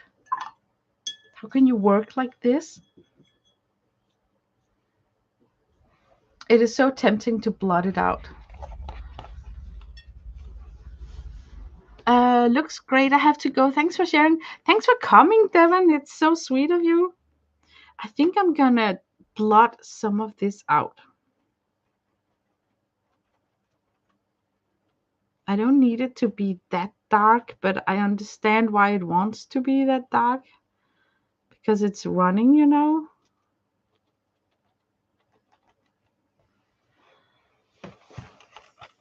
So if I could get it back to this, I think I'm gonna let it rest before I come with the next wash.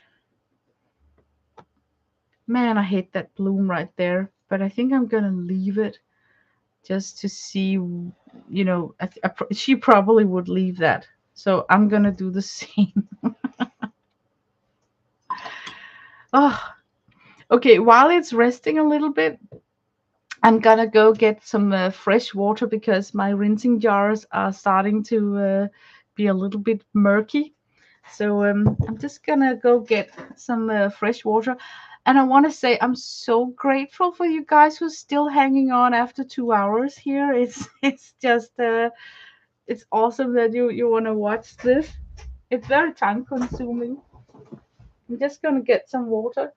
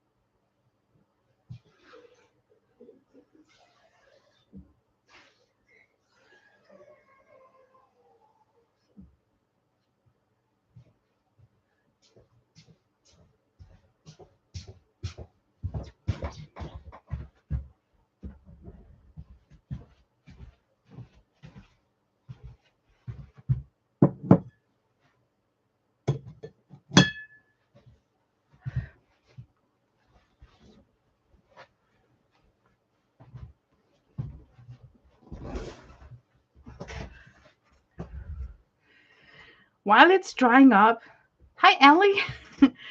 I think we could tint the background in a light turquoise.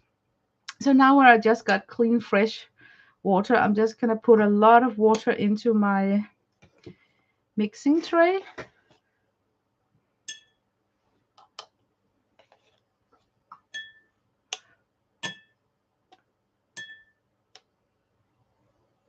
And get this watery here.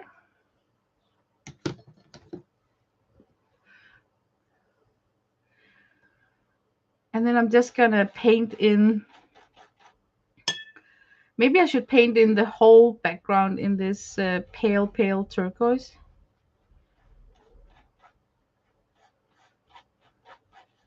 I think it's gonna help the skin tones highlight to pop if we got color in the background. And it's gonna be like a cool colored background, even though it's a warm toned ultramarine.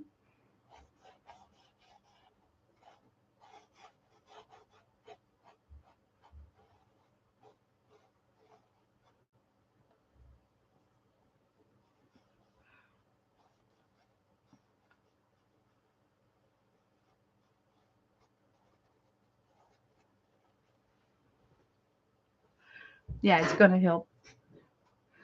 I'm gonna go all the way up here.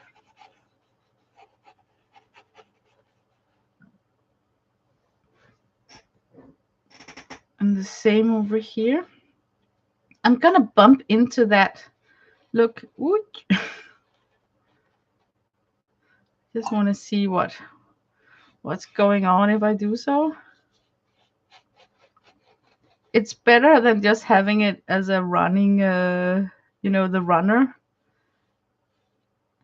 Here I will not have anything white because I don't believe in having backlight highlights like that. So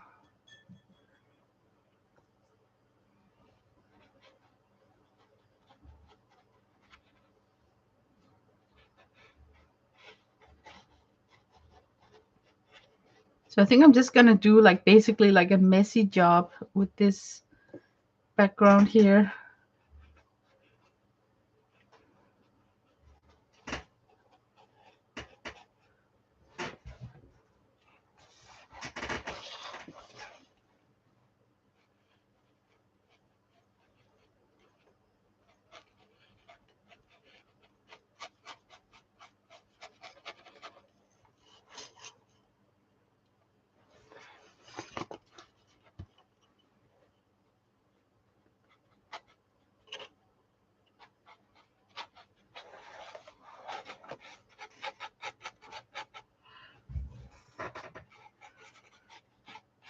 Yeah, now everything is tinted. It's not white anymore. I think I like that.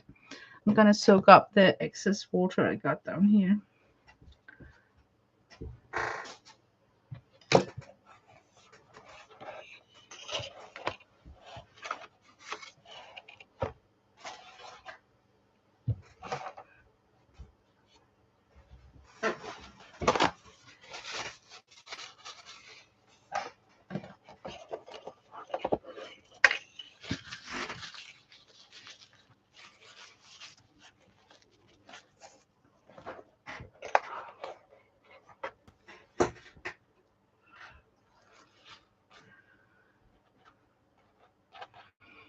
Okay. I think this side here is relaxed. I want to work on this side of the face. And for that, I need to have gravity to help me get the pigments running down like this. So it's and this way, right?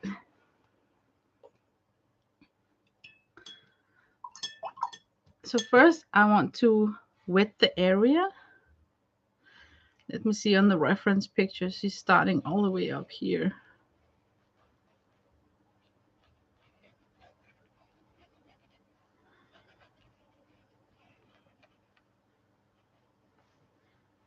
And then come in. Oh my God, I'm running out of that mix too. Okay, I'm just gonna mix more of the Benzie orange. So I take the magenta, And then I add yellow.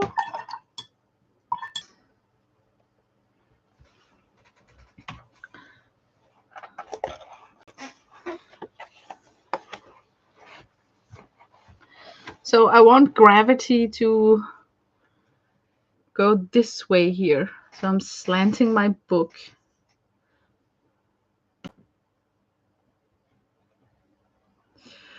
Ooh, I got a yellow.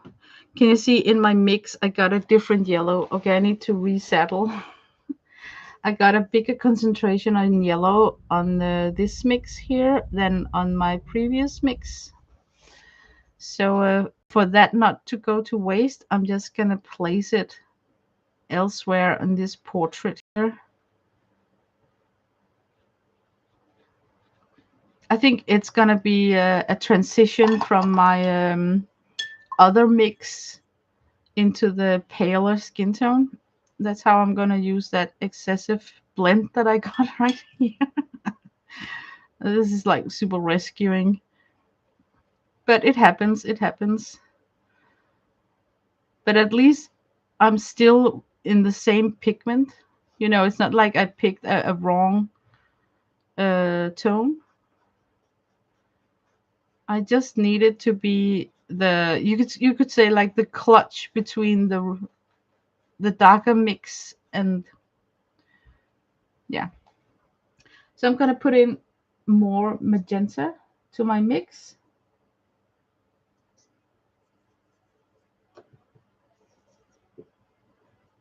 Now I think I got a similar step out. And then gravity this direction here, starting on the edge.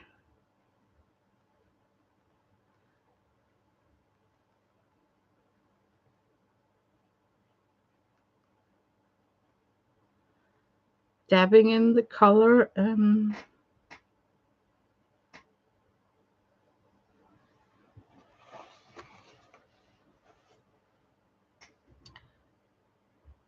I need some of this here also.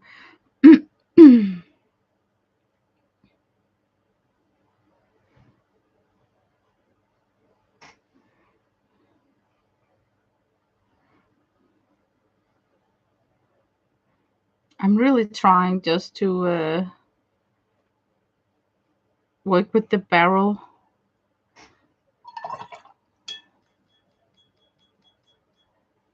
Oh man, I dislike that bloom. She would probably leave it.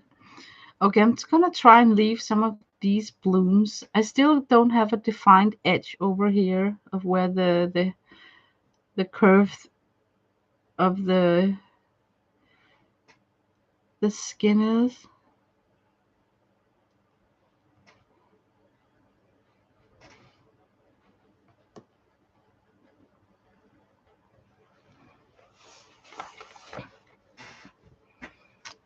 Yeah, I can kind of see the madness around trusting the the splotchiness. At first it seems like it's cheating, you know, like oh it looks so easy because you just have splotch skin tone, but I think it requires a lot more like thinking process, like yeah. By the way, she likes to work with like really skinny brushes. I my brush is like maybe a number 8 or 10, and hers was like a number 1. But I just feel more comfortable with these larger brushes when I need to work with the barrel. Because if I switch to a skinny brush, I will start painting with the tip. And I don't think that this calls for that maneuver. Here it could be much darker. I just wanted to connect that shadow line to the hair.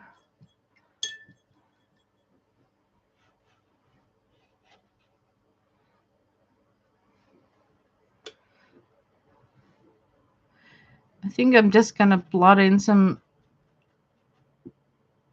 turquoise and hope that it will kind of mix.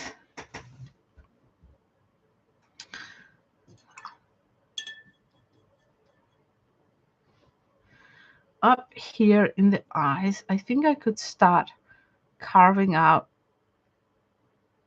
a bit like what I want to happen up here.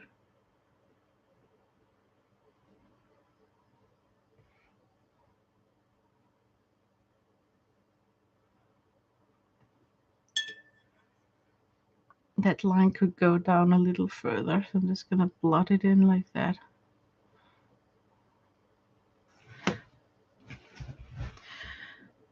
Okay, I think I'm gonna take a little bit of the Payne's Gray and block out her teeth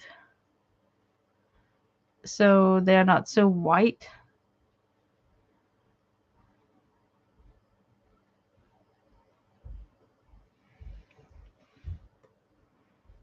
Okay, I'm gonna let her rest, and then I'm kind of wanting this to dry up. Maybe I should really come in with can you see how she's got like an edge, a hard edge? I think she got that edge because she was putting in color like this. So let me try and do the same. She also got, she's got a lot of edges up here. She also have edges.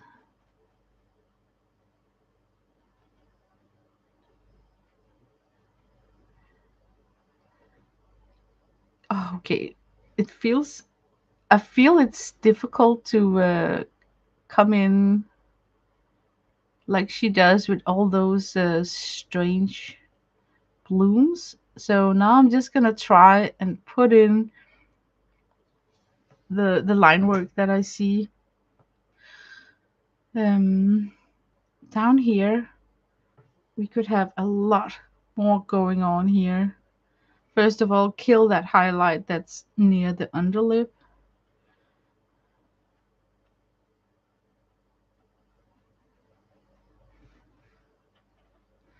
I could come in with this color here to get more like a raised cheekbone.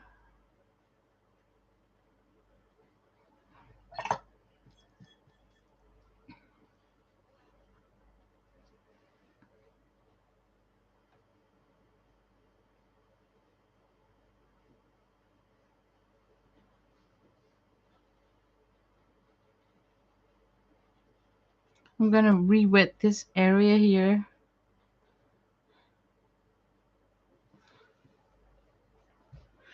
Okay, I think I need to let this have a wash of turquoise down here. So I'm just gonna mix up more of that turquoise. So I took the Viridian and mixed it with ultramarine. Maybe I should just be brave and give the whole jar ultramarine turquoise wash. Oh my god, I can even cheat and keep it a little greenish. No, that would be like cheating. Okay, we're not gonna cheat. But I will say, when you're mixing your own ultramarine turquoise, you can, you can cheat a little bit and get some green tones in. I think what I want to do is to slant the book up and just let the turquoise run off the page. I think I'm gonna mist it first so it gets something to slide on. Oh,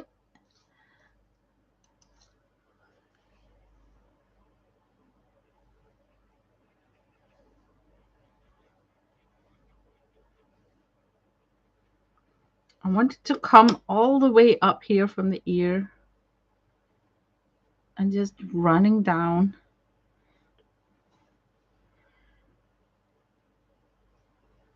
Maybe I could even let it come from the underlip, her underlip.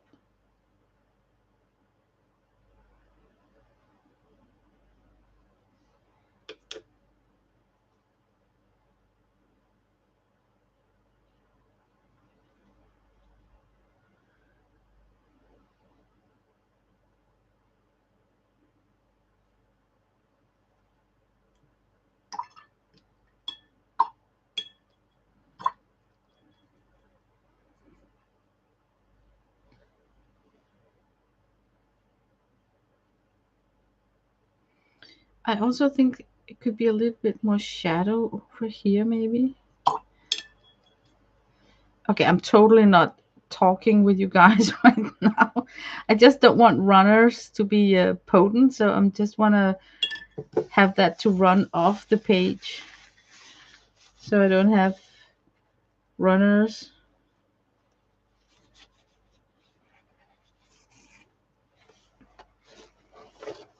Yeah, there was an odd way of glazing, but I kind of understand the madness. Um, I don't think that I should touch anything that's going on over here. What I feel that I should do is I'm gonna let this dry, and I'm gonna let this dry, and then I'm gonna come in with a tiny brush and then work on the eyes.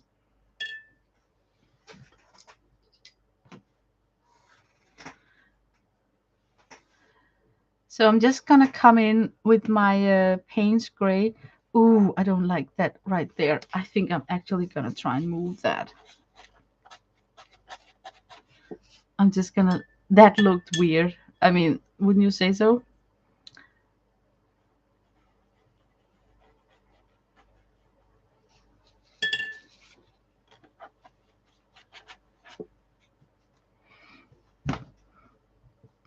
Okay, we're gonna come in and do a lot of work here on the eyes. I don't want to come in with a white marker.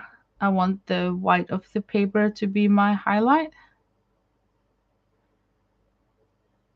So I'm just gonna take it slow.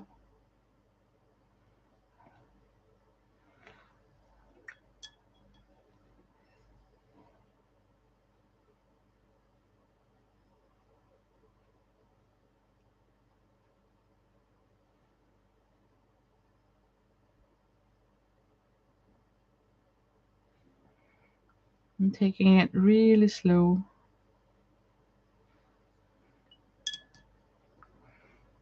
I think I should lose that masking fluid that we put in there, because it's gonna make it difficult for me to see where do I have an eye and where don't I have an eye. But this is just the first coat.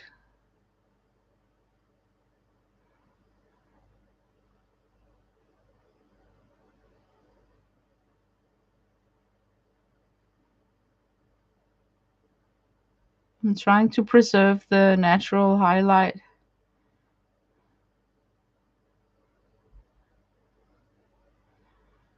I think you could have some shading down here.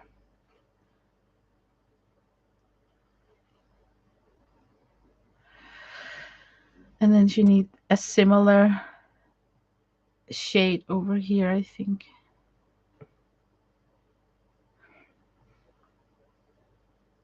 And then we can put in the nostrils.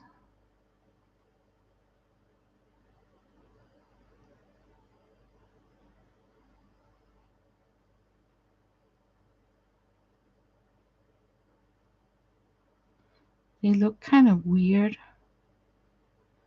Maybe it's because it needs to get more over like this. Coming down.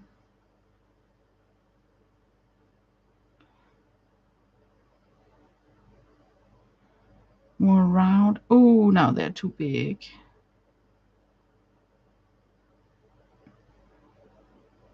I think that one is out of shape.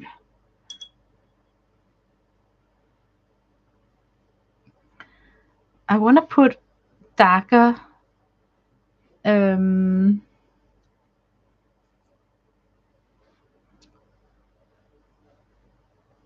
orange, fancy orange on her lips, on the upper lips, because they're sometimes darker in tone than the underlip. So I'm just putting that in. Sorry for not talking so much. I hope you're still with me. I hope you're working on your own sketchbook and just have me in the background listening to me babbling here. I'm going through a lot of thought process. I'm trying to speak them out loud, like what my next move will be. I definitely need her teeth to be smaller. She's got like really large teeth. So with the paint gray, I'm gonna blot in this. Oh, I might regret that. Okay, in the spirit of Allie, I'm gonna try and leave this on. I'm just gonna try and blot off some of it. Oh my god, now her mouth is like really open. Like, look at me, I got one tooth.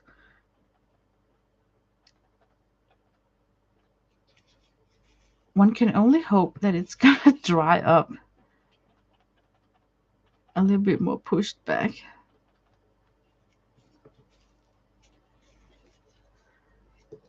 I suddenly just gave her two teeth instead of a row of teeth. We're gonna let that dry up and then see if we can fix it. I'm sorry for laughing. I'm sorry. But you have to admit that was a little bit funny. I basically knocked off her teeth, you know?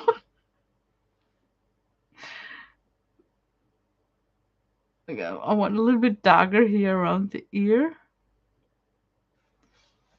Okay, I'm totally gonna leave this and then I'm gonna peel off the masking fluid from the eyes because then I can check how everything ended up being.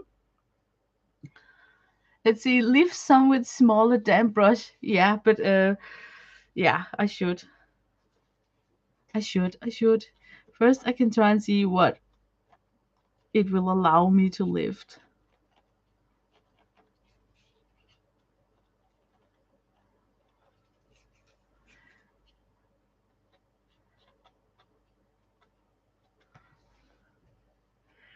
Now we are back to the big tooth girl.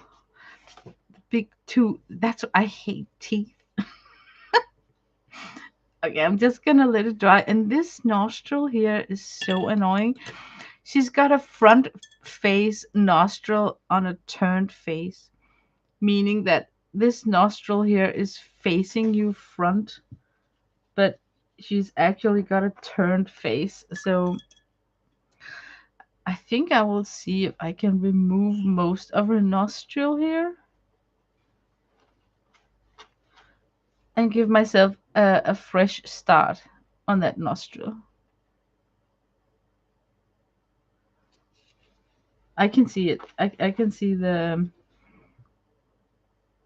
weird thing going on in the nostril. Okay, we removed it. We could repair it with some orange. It's gonna repair, and I can always go over the orange with the paint gray that will cover up. So we're just sort of erasing with the orange.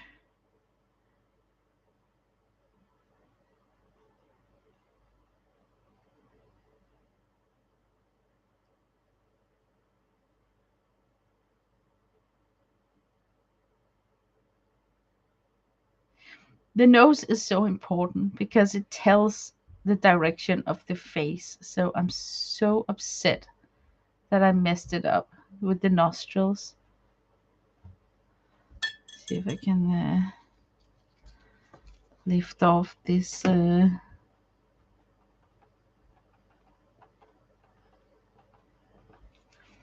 But sometimes it's like a back and forth dance.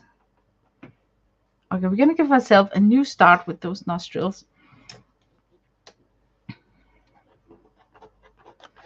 I'm gonna try and remove this highlight right here. And this down on the lip. Ooh, that area is still wet. I cannot touch that. But this I can touch right here.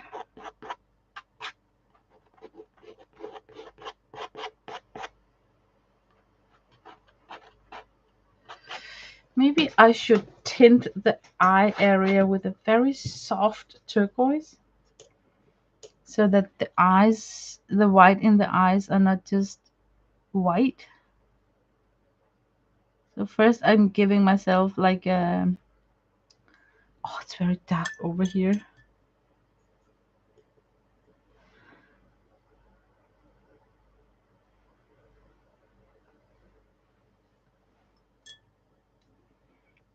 definitely need to take off some of this color here.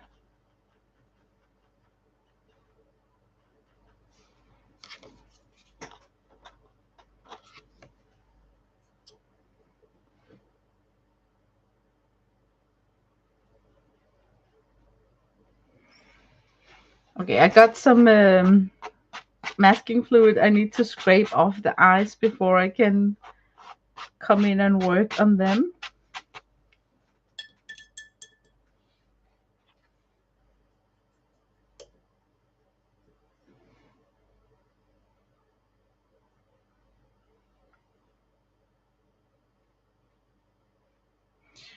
Um, I think that I need to try and lift. Is this masking fluid? Yes, it is.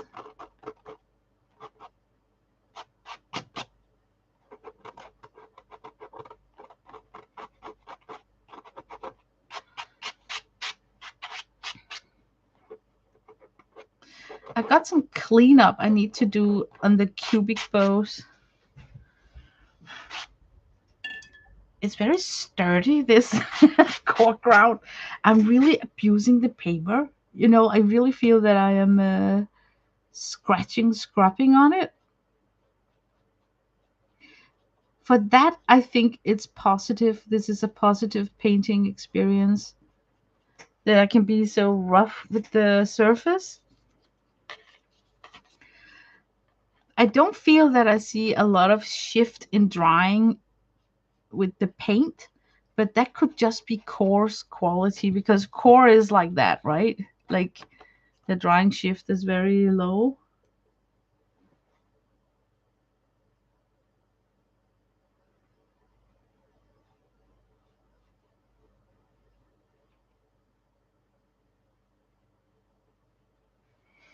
I feel I'm gonna attack the big teeth above the teeth. So if I come in with this line here and then let it rest on me. Can I go in here? Maybe I can go in here and finish the eye and remove that highlight.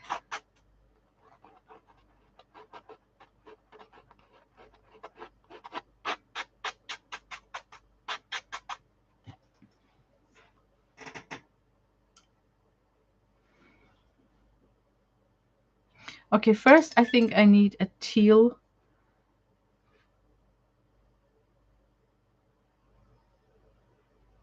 foundation, and then the paint's gray. Oh my god.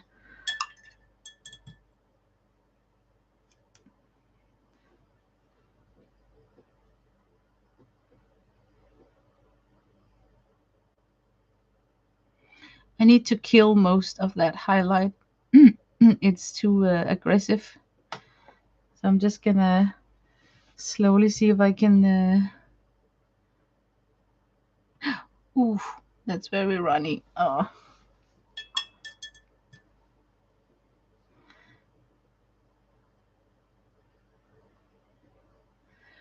The worst part is that I actually need to let it stay like that because that would be mostly in her style. Yeah, so I'm just gonna let that stay. I'm sorry that it takes so long time for me to finish the rest. I don't feel that there is a long way to go.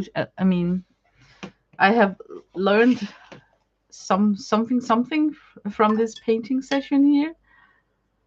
So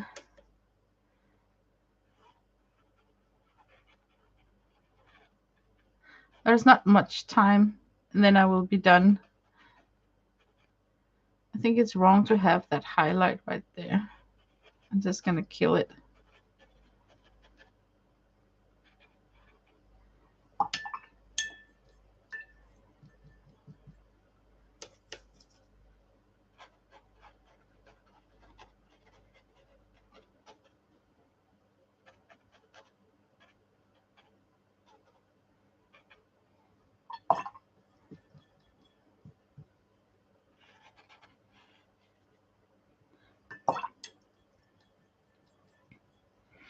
Okay, I'm waiting for that to dry. So you guys, are you still here? Um, let's see. I think you need to fill in the left side of the hair further up to part. That could be a nice detail. Um, I think I'm gonna do it with Payne's Gray. Like it's meeting around here, right?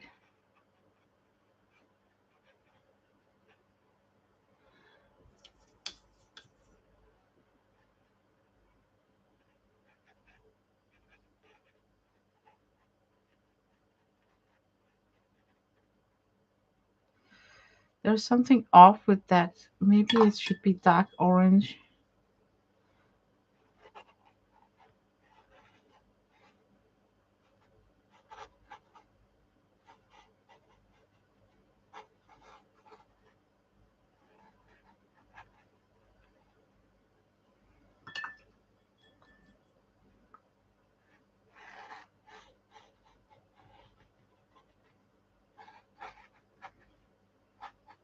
Oh my god, you can just keep on adding more and more.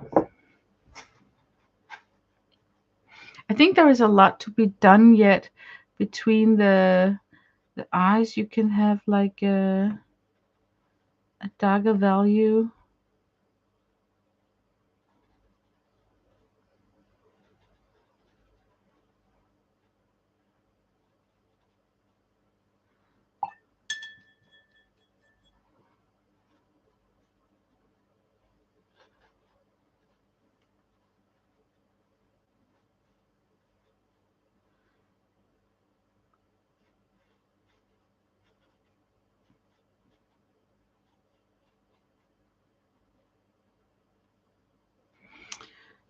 And guys, we totally forgot about her eyebrows. Like I'm just gonna mix myself some Payne's Gray.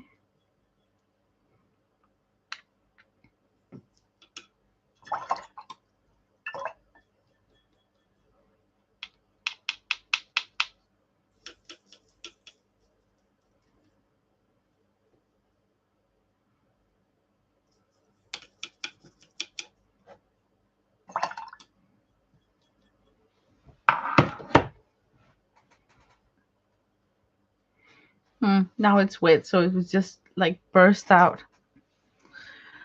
Enjoy watching your paint. Oh, you do. Thank you. Hello, on back. Nice to see you. I see all the floor issues going on in your house. Oh my god, what a project! What a project! I wish you the best with all that. Yeah, what a mess, right? When you filmed out the room, how much you had to clear. I was just like, where did you put all those stuff? Where did everything go? I mean, so much of the house needed to be cleared.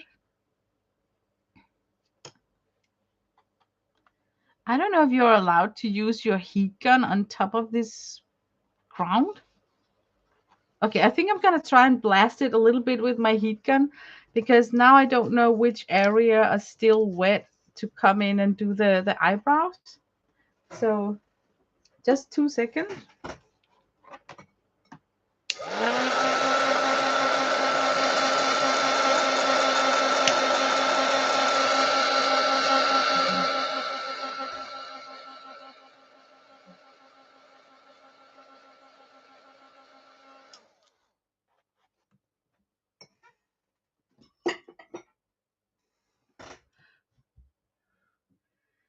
I wonder how she would do the eyebrows. It looks like she just pushed them down with a barrel.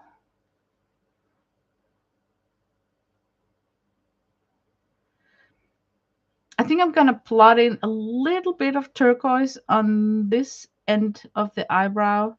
So we have like a two-color eyebrow, like a different tone here, and then the larger turquoise in the end.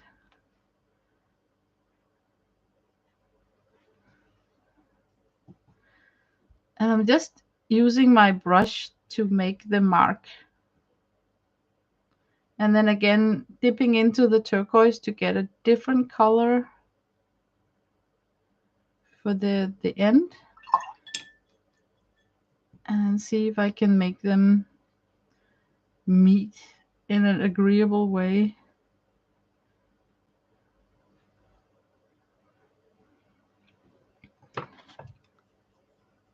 And now for the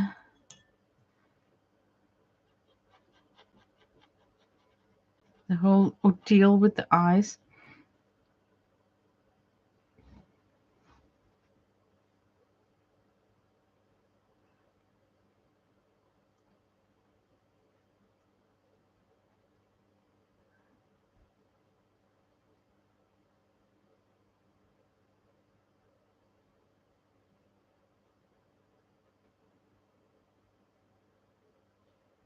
I don't like to paint them out too much because I can see on the reference picture that it's just so wishy-washy. But I can see that I can come in with a bit stronger push here.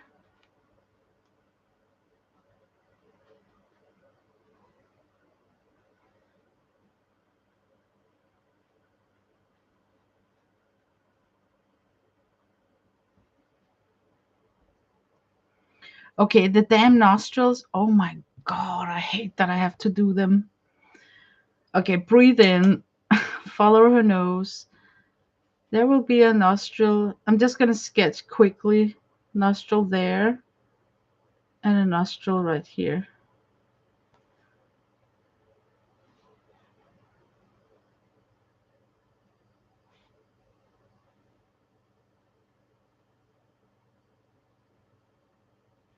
And then we would have like,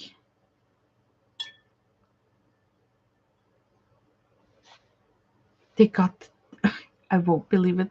It's like, okay, I'm not going to touch it. You know what? It's slanted. I think this one should have been pulled down a little bit longer.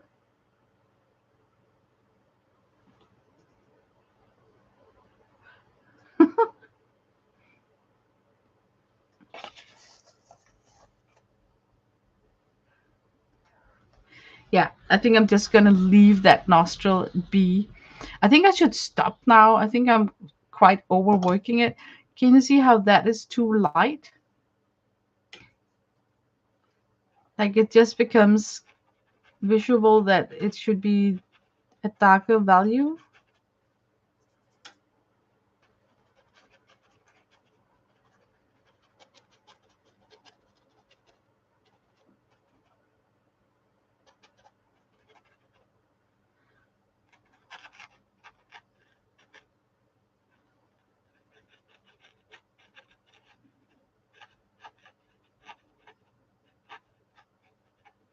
I'm trying to get that part of the hair that Debbie Epps was talking about. I don't think that I'm going to achieve it.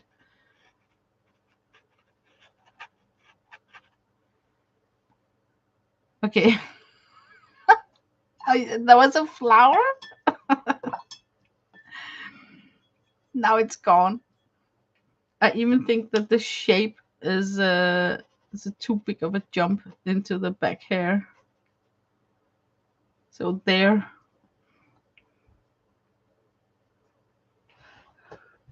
Guys, I think I'm finished.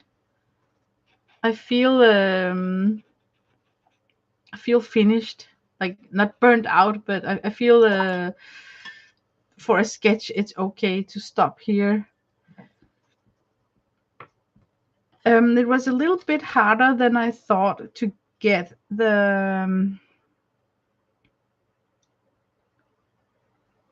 the core ground to to get used to it. I maybe it's just me, but I think it's difficult to paint on for some reason. Maybe it's just a matter of I need to do 3 or 4 more paintings, maybe also in different styles, before I can really get used to this gritty texture here. But I'm so glad that I tried to make it smooth up here and very thick layered here, because I feel I had more control here where it was like in thick layers.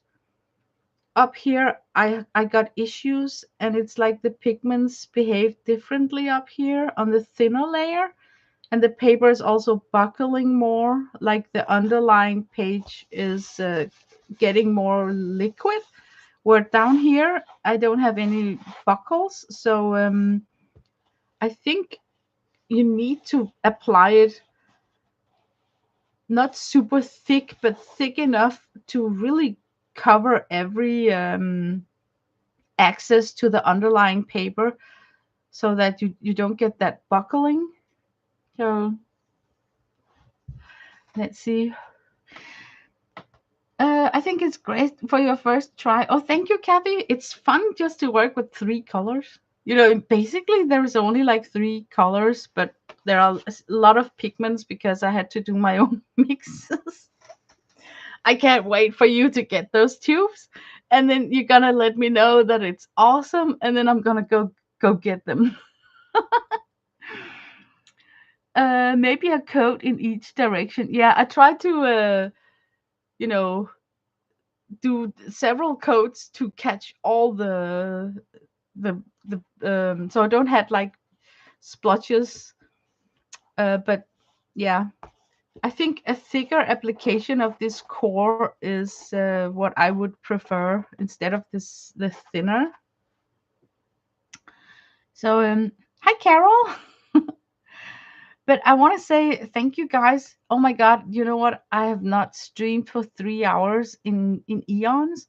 It's the first for me to stream so long, so long, but I kind of like it. I'm sorry for stretching this out to last 3 hours, but there were a lot of questions, that I wanted to have an answer to in this color study here. But hairline on the left is higher than the right. Yeah, I have this stupid transition here.